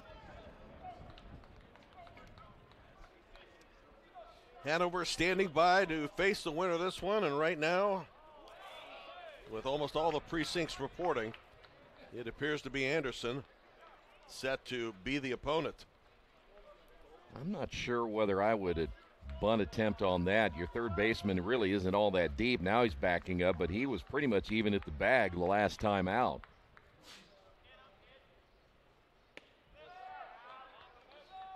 I know I need base runners, Jim, but I think I might want to just go ahead and hit right here. Yeah, I would agree. Brown, by the way, is 0 for 2 today. Had a sacrifice bunt in the 5th when this game was tied at 3-3.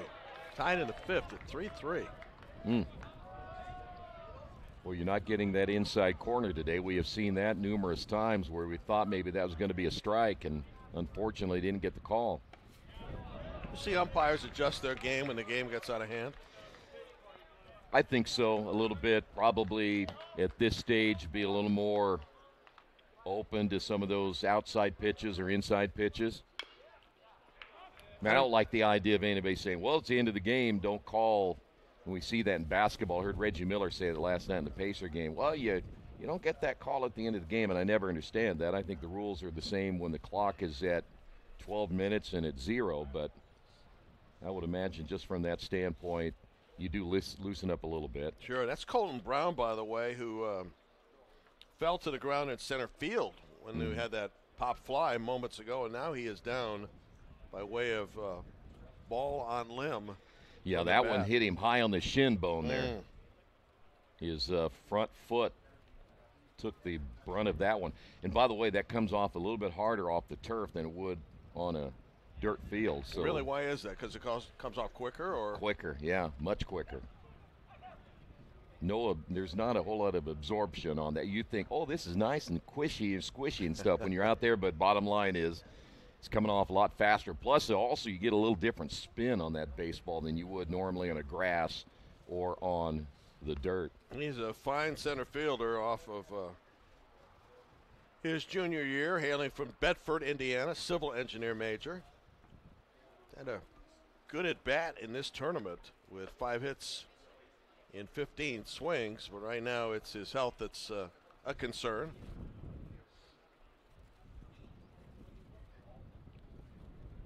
I would venture he's going to say, you know, I'm staying in this game no matter what. See if he can run a little bit or walk on. I'm sure the trainer will have something to say about that as well. But as a player, you want to certainly finish out the game.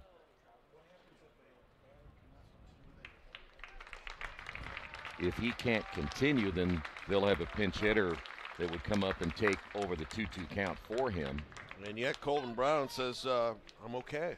But you know what had happened then, even with the 2-2 count, and the other guy comes up and he strikes out, you get the strikeout. That doesn't seem quite fair, does it? Life is not fair. No, it's not. I'd be like, wait a minute, I didn't finish that. Colton Brown now runs the count full 3-2, so we've seen him get the turf twice. Both on defense and now here at the plate. One up in the jet stream, but hardly deep enough to matter. One-handed catch, Cooper Webb. Colton Brown is retired, 1 out.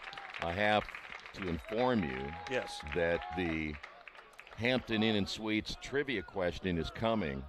I have seen the answers to these already, and they're so easy. You should get this blindfolded. Like Jim. Maybe where the Red Sox play or something like that? Yes, it'll be about that easy. You know, how many innings are in a baseball game, I think is what one of them was. So. Yeah, wasn't that the story about one of the coaches in Georgia? You know, how many points is a three-pointer worth, you know, and one of the tests who help one of his athletes along. So legend has it. Guess you have to say allegedly nowadays, but oh yeah, that might have been fairly documented. I always liked it in baseball when you tell somebody, hey, tell the coach we need the bullpen key. And the kid runs out there and, oh, yeah, we need the bullpen key. And he's asking everybody. Oh, you'll have to ask him. I did that to my son, by the way. Oh, that's great. Gets him out of your hair for a while. Brings up the Mike Shannon story when he first started working the Cardinals games. And it might have been Jack Buck, who was the veteran partner, said, go get the umpires. And he literally did. Really? Brought all four up to the booth. And they said, Jack, what do you want? And that is a true story. And, you know, as embarrassing as it is, I'm sure Mike has embellished it over the years. Oh, you know, yeah. It's a classic, though. It is. On strikes is Mark Cerdenak, 2 outs in the inning. Boy, and you're trying to go up there now as Rose-Hulman and make something happen when nothing has gone right over the last couple of innings. This is really, really tough as a player. Jacob Hoffman has already registered his first strikeout. And getting Jonathan Oliger to lean a little bit there. Oliger's had a good afternoon. He's been 2 for 2. He has a triple, a single, an RBI, sacrifice fly.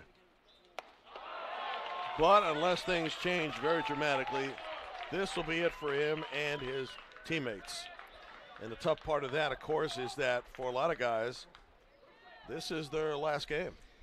Maybe ever. That is the very difficult part, knowing that your baseball career is coming to an end. You go to Rose-Hulman to be an engineer and such. You don't go to Rose-Hulman necessarily because you're going to be drafted in the major leagues or anything like that, or have a minor league career. Really doesn't.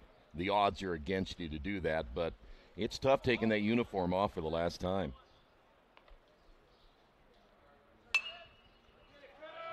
On the 0-2 pitch to right field and Cooper Webb. He's been busy in right field. Got 2 putouts in this inning. He's had a few for the game. 7th inning stretch time here at the ballpark. Well, it's got to be Keith first. I got to get out of the way, okay? So it's up to you. I already know the answer. Fenway Park. No. Hampton Inn's trivia question. It's a tough one. You ready? Who holds the record for the most career home runs in Major League Baseball? Well, that's probably some guy named Bonds, as in Barry Bonds. Do you know how many? I'm guessing it's 754 or 56. How about 762? I missed it. Yeah. Well, do I get half credit? No. While I have the mic, and Troy went to the restroom real quick, you know, he's carrying this broadcast. I just want to let you know, Jim. He's just carrying the broadcast. Okay. Him and Sean Kroll, they know the game. That's why I like working with him, you know. I thought you liked working with me. Well, if it means anything to do with my hiring, yes, I do. Troy's back. Good job. Yeah, thanks for stopping by there, Chief. Bottom of the 7th. That was a tough one, wasn't it? Yeah, it really was. And you have to think for just a half second and make sure there isn't any trick to it, you know. Yeah, he tries to do that now and then. But the problem was yesterday, Jim, if I may, 3 out of 4 of his trivia questions were completely wrong. Or even with the wrong answer? Yeah. Oh, no, that's tricky then. Now that really is, messes you up. You're like, wait a minute, that can't be true. But he says he Googled it, and so you Google it, and you show him, oh, well, that's wrong. It's headed to the bottom of the 7th. Evan Chung in his 2nd inning of work from Lake Zurich, Illinois, software engineer, major. By the way, I believe we have a new center fielder now for Rose-Hulman. Looks like Jackson Summers is taking over in center. That's a good note, and Colton Brown is done after having sawed off one on his foot and also diving in center field for a fly ball.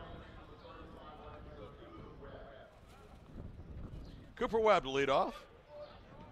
Well, I also think it's a good thing, Jim, get some of these guys in that, if you have some seniors that don't play a lot, get them some tournament experience right here that they can share with their family later in their life and get just a chance to play in the game today, which is always good. Absolutely.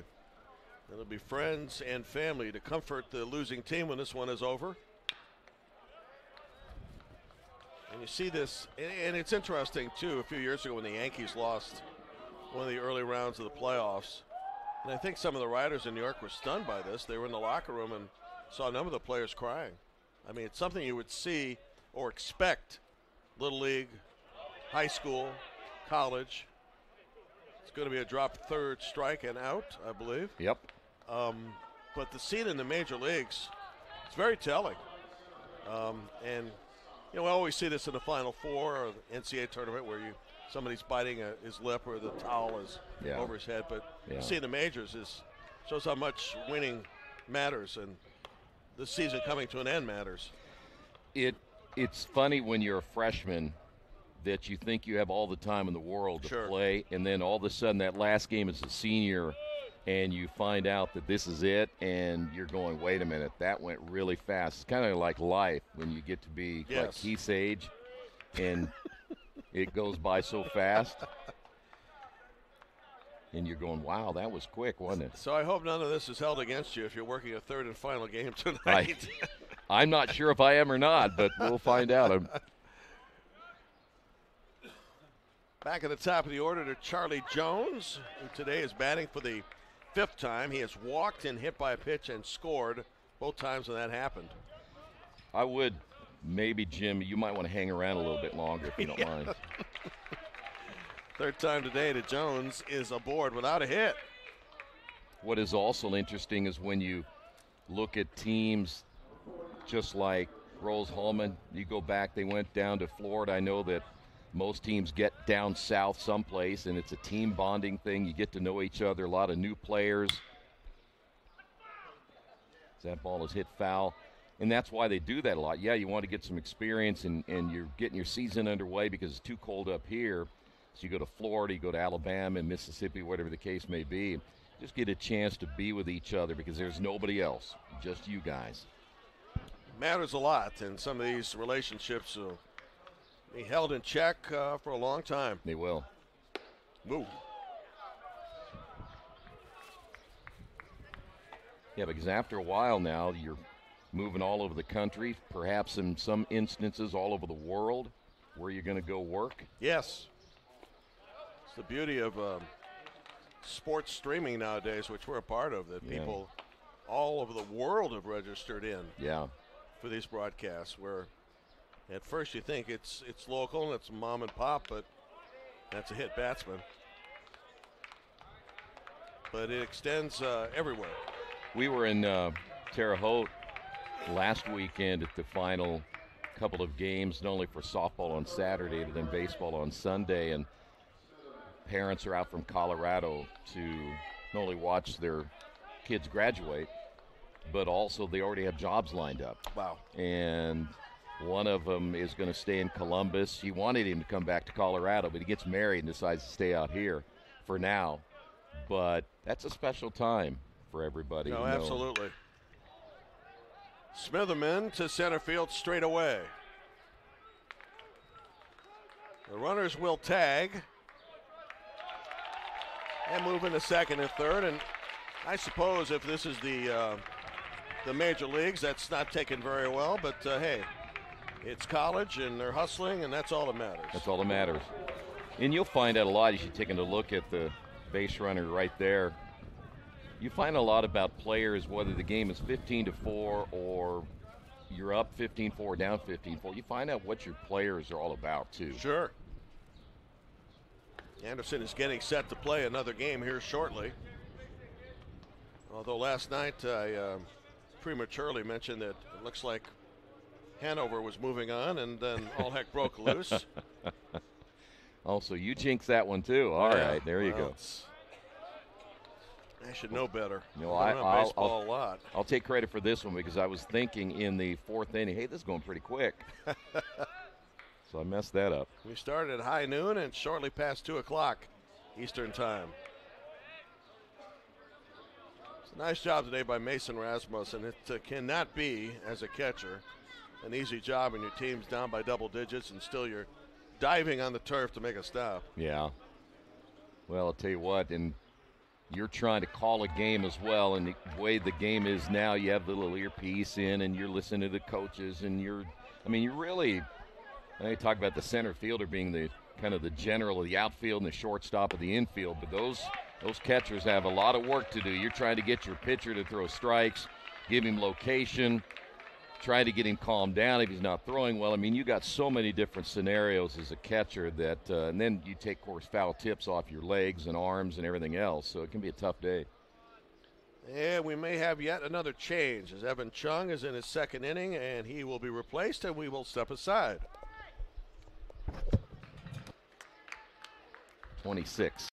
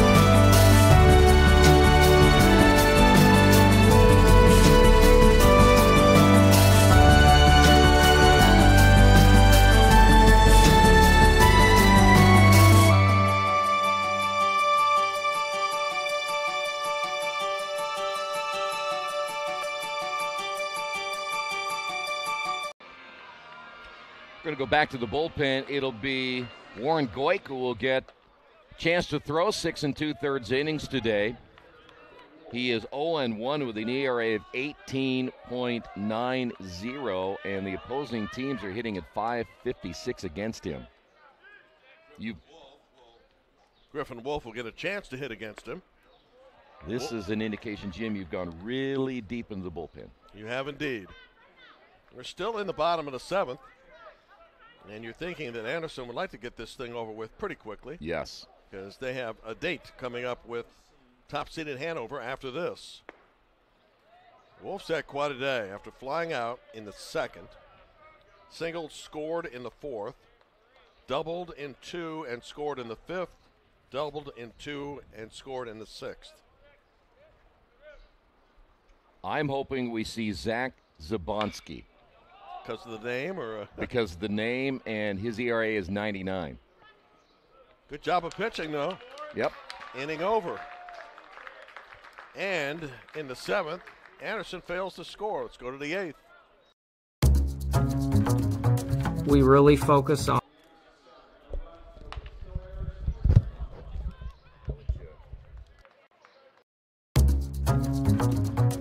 really focus on modern application development, DevOps, so automating the whole process of delivering your solution, and cloud architecture.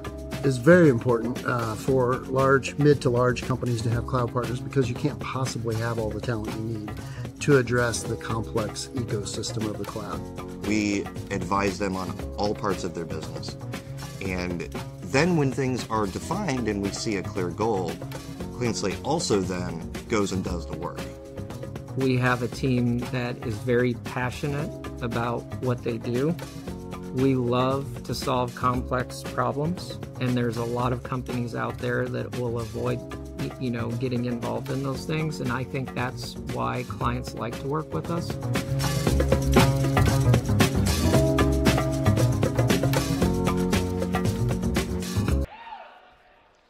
Our next game on HCAC TV ready to convene roughly 45 minutes after the conclusion of this one. And barring the improbable or impossible, it will be Anderson and Hanover. The 5 seed versus the 1 seed.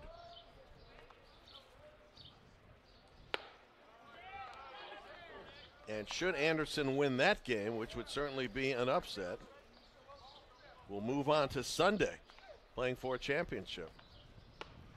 You know, if we work on Sunday, we get triple pay. It is Mother's Day, and on Mother's Day especially. Yeah. Keith's wife's out of town, so yeah, he doesn't care. A little easier for him. You notice he didn't hear that comment, right? Yeah, he heard it. I'm approaching my 25th year of marriage, 25th season. Oh. I want to make sure not to mess that up. Good. Yeah, don't do that.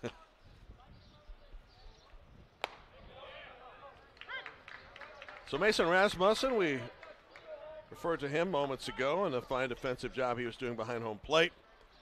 Leads off the Rose-Hulman 8th. So the rally to score 11 has begun. Hey, you never know. You guys did it yesterday. Wow. You can see it. Skate Klein to the plate. Klein has scored twice. Started this game with a home run. You know, we were talking yesterday that whatever's in the press box stays in the press box. Mm-hmm. But we got to let you know that Jerry, our producer's in his 14th year of engagement. That's quite a streak. That is a long streak. That might be a world's record. Well, I know it's off the beaten path, but I don't know if it was Evans or Rogers, the famed combination in Hollywood, when asked, you know, how come their marriage lasted 50 years? The comment was, a deal is a deal. I like that. I do too. And I've mentioned it to my wife a couple times. I bet.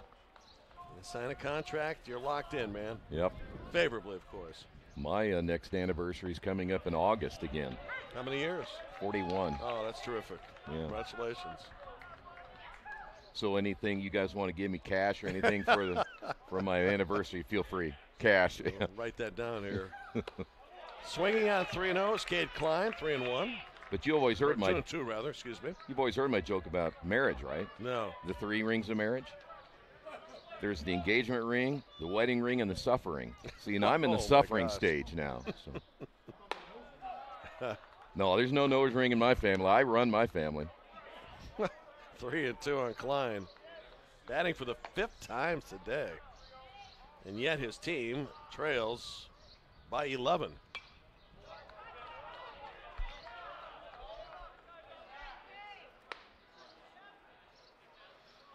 Well, you've seen the fighting Engineers a lot this year. You're surprised they got as far as they did in this tournament. No, I am not. I thought that they were really solid throughout the year, especially when you talk about their frontliners. One-handed catch, Cooper Webb. And we're talking about, again, a team that could really hit well.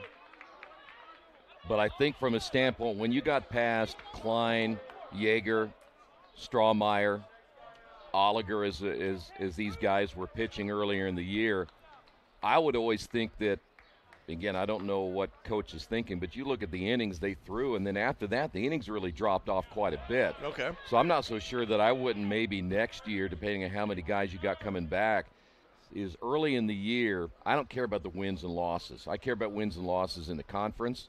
I would try to get as many guys throwing early as I can. If I go south, let them throw. If I got some established guys, I don't need to see them. I know what they can do. But let's find out what some of these other guys can do if they can help me later in the year. Yeah, that's a good point. I know Keith will probably tell you the same thing. When we were coaching basketball, we do these early scrimmages and we do these shootouts during the summer and such, is that I didn't need my kids to play that much. I wanted the young kids to play. Yeah. So we got them in the 8th grade and such and got them in there as quick as we could. Sky toward shallow left field. Easy for Justin Reed. 2 outs in the 8th. And for the game now, that is 1, 2, 3, 4, 5, 6, 7, 8, 9, 10, roughly 12 balls in the air that have been recorded as outs. You know, baseball in the Midwest is a little bit difficult, though. You're in the gym pretty much all winter long, unless you have some kind of facility that you can go to. And Earlham is building themselves a new batting facility and such that they can work out in. But that's different than being outside. And if you're in a ballpark that has turf, you can get outside and get some work in. If you don't, that's really difficult to do. Sure. So you're always kind of behind the 8 ball in the Midwest, just trying to get your players developed as much as you can. Because it's a lot different hitting on a gym floor than it is coming out here and swinging away. Good pitch to Rodak, out on strikes. We'll continue that theme of what makes baseball the toughest in other parts of the state when we come back. This place has been a huge part of my life, and I'm absolutely thrilled to be moving forward. I'll always take a piece of the mountain with me. Whether in the classroom or on the field, my coaches and professors had my back and always pushed me to climb higher. Now, I can't wait to light the way for my students and help them achieve their dreams. Greetings, everyone, and welcome to Hanover College. Founded in 1827, Hanover is Indiana's oldest private four-year college. Hanover is a nationally recognized liberal arts college with core strengths in the natural and life sciences, education, and business. This breathtaking 650-acre campus sits on a bluff above the Ohio River in Hanover, Indiana. Hanover's approach to the liberal arts allows students to combine their academic interests. Students can even design their own majors. Students have so many opportunities to try classes, clubs, and our throwing right-hander Brett Borcherding is in the game now. He's a senior out of East Hampton, New York, mechanical engineer major. As teams have emptied their benches, and for Rose-Hulman, it's a nice sign getting, I think you alluded to this earlier, some guys who ordinarily would not play, chance to finish out their careers today here. Especially, those seniors. That's why I'm pushing for Zach Zabonski, who is on the team. I saw number 44 down there. And if we can't take care of our fellow Polish people, who can we take care of? Spelled Z-B-O-N-S-K-I. It's a good Scrabble word. And that's a hit batsman. And that means Jed Donaldson is on base for the 4th time today. Not a good way to start for Borcherding, is it? No. In the bats well. Got a game under their belt, almost like a BP session. Hanover has not had that opportunity unless they're taking in the cage somewhere. So, well, again, momentum can be such a big factor. And we'll see how Hanover is recovering from last night's collapse at the hands of Transylvania. By the way, Nolan Netter is now pinch running down at first base.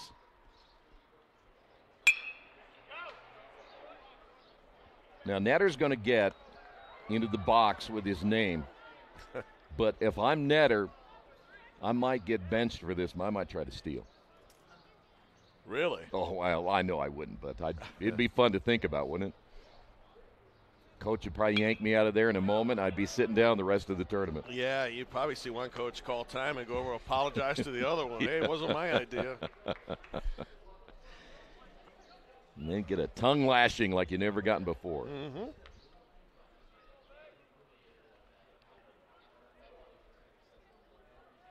Don't forget, about 45 minutes after this concludes, Hanover and Anderson.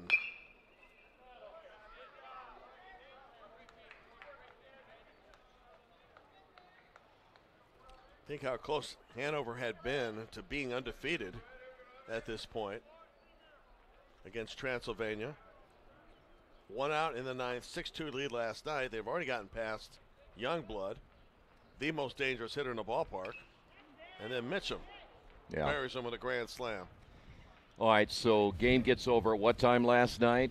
At least 11:30 or pretty close to it. Okay, so you don't probably get out of the ballpark right away. You get back to the hotel, shower, yada, yada, yada. You're on your phones. What time do you go to sleep? Maybe 2 o'clock. And now you got to get up and get ready to play the next day. And I guarantee you one thing. They were probably thinking about that loss all night long. Yeah. I mean, what kind of sleep do you get if you're a competitor? None.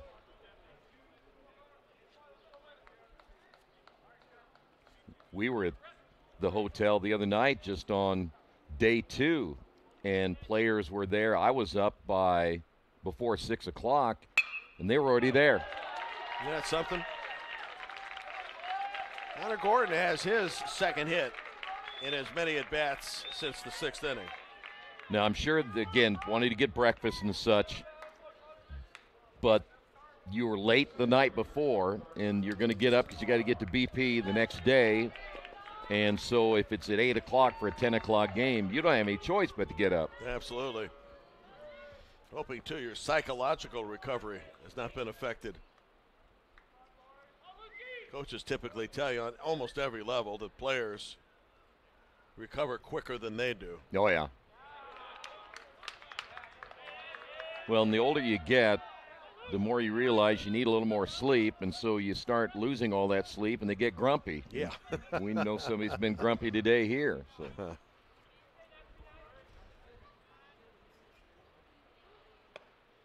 One of the better stories that I remember was when COVID hit, the Little Leaguers, in for some games on ESPN, were staying at the Hampton in Whitestown, and the parents were not allowed to go visit them or be with them at all. Really? Mm-hmm. Visit, I guess, maybe once. Tabor out on strikes, but he couldn't stay with them, which would have been the ordinary procedure. And to a parent, they were all very happy about it. I mean, they were, concerned about their youth, but it's like, wow, we got a free week without them here. No kidding. Let the coaches worry about it, huh? And by the end of the day, they're like, no, take them back. Yeah. The coaches looked a little fried when the week was over, but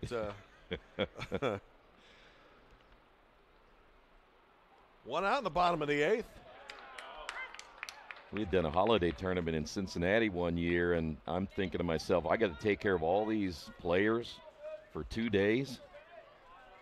None of the parents really showed up. I don't think we got more than maybe 1 or 2 sets of parents that came. So. Oh, my gosh. So maybe they were thinking the same thing. Let him take care of them. I have to take care of them all week long, get them to school and all these other things, so you can have them. Absolutely. This is Ben Brown getting a chance to bat. He is one of 11 left-handed hitters on this team. First at bat for him.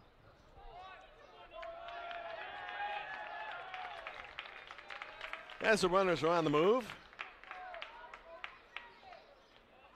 Run out of Eastern High School in Louisville. Even with an 11-run lead, you can hear the bench holler, hey, let's go, Ben. Come on, Ben. Oh, yeah.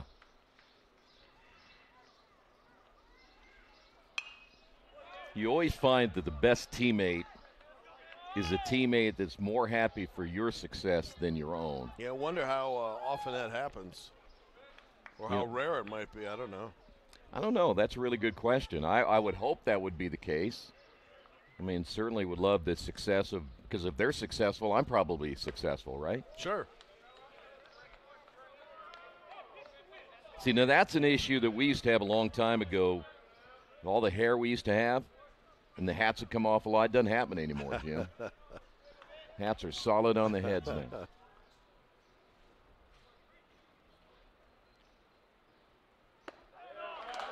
Two outs in the 8th.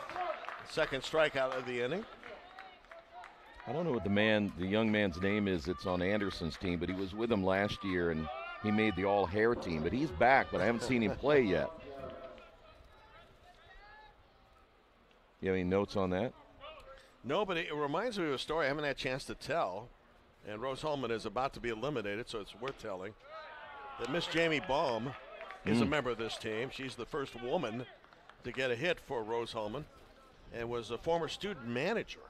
It's not on this trip, didn't make the travel team, but she's going to be a member of the USA Women's National Team, and the head coach was saying that's quite an honor. No kidding. Good for her. That's the end of the 8th. On to the 9th. About to ready to put a button on this one as Anderson gets set for a showdown with Hanover.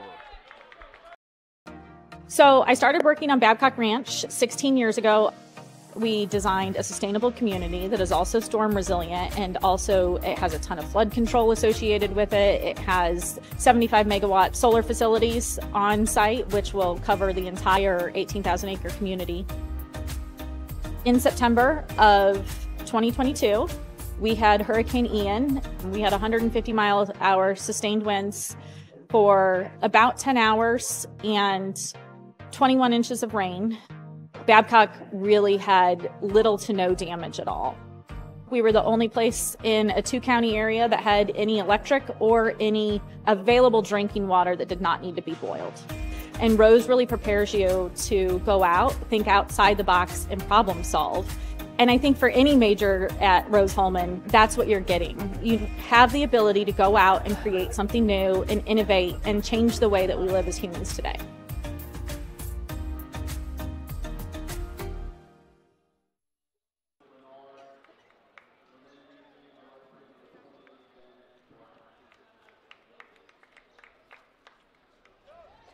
So on to the ninth we go. This broadcast, a copyright production of IndianaSRN and the Heartland Collegiate Athletic Conference. Any use of audio or video without the express written permission of IndianaSRN and the HCAC is prohibited. We invite you back after the conclusion of this one. Troy and I will be here for Hanover and Anderson and the right to move closer to the championship. So if Hanover loses that game, we play tomorrow. If Hanover wins that game, we play another game today. Yes. Okay.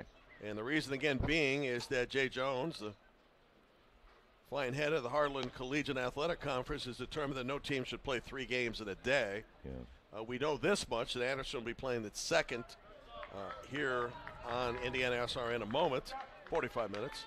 And if it wins the game, it would be faced with that dilemma ordinarily, playing a third, but that has been eliminated. All this pretty much caused by the one rain or a couple rain delays we've had. Yeah, that was a fun time, by the way. I wish you were here. I followed you guys on the web. Top of the ninth. By the way, you have a new pitcher. Yeah, it's 41 and 42. It's Wilson on the mound, 41, and Isaac Bear, the catcher, 42. You know, if I'm Joe Wilson, you're getting a chance. You've only thrown 9 innings. I'm bringing it today. Why not? Yeah, I mean, I'm a freshman. You really think in a game like this that you think, well, what do I have to prove? We're up by 11, but I want to show that I can get these last 3 outs and get out of here. Sometimes future jobs are won by what happens during garbage time. Yep. Joseph Erpenbeck with a fly ball to right field. 1 out.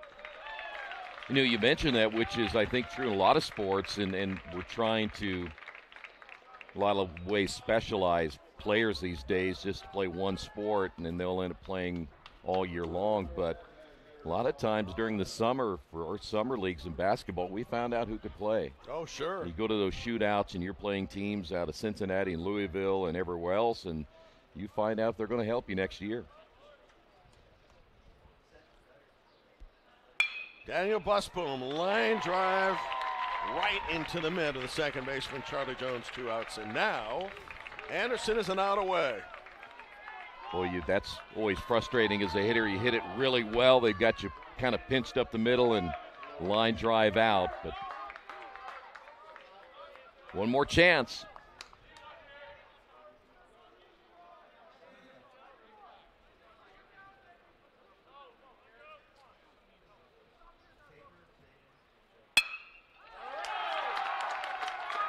And Rose-Hulman, by way of Garrett Lloyd's base hit, still alive. Member of Phi Gamma Delta, making the fraternity proud. Went to high school in Terre Haute, home of Rose-Hulman, and he keeps the game going. Nice to be a hometown player and get a chance to get a fine education at Rose-Hulman and stay home. Probably save a little money on room and board, right? Yep. But then you get a hit in the tournament, too. That brings up a utility player, Jackson Summers.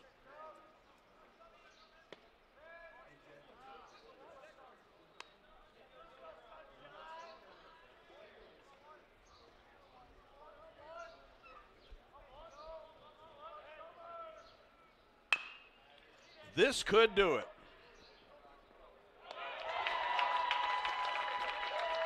Well, our thoughts to Rose-Hulman, who made it a nice run here. Heartland Collegiate Conference comes to an end, though. And congratulations to Anderson, which now turns its attention toward the number 1 seed.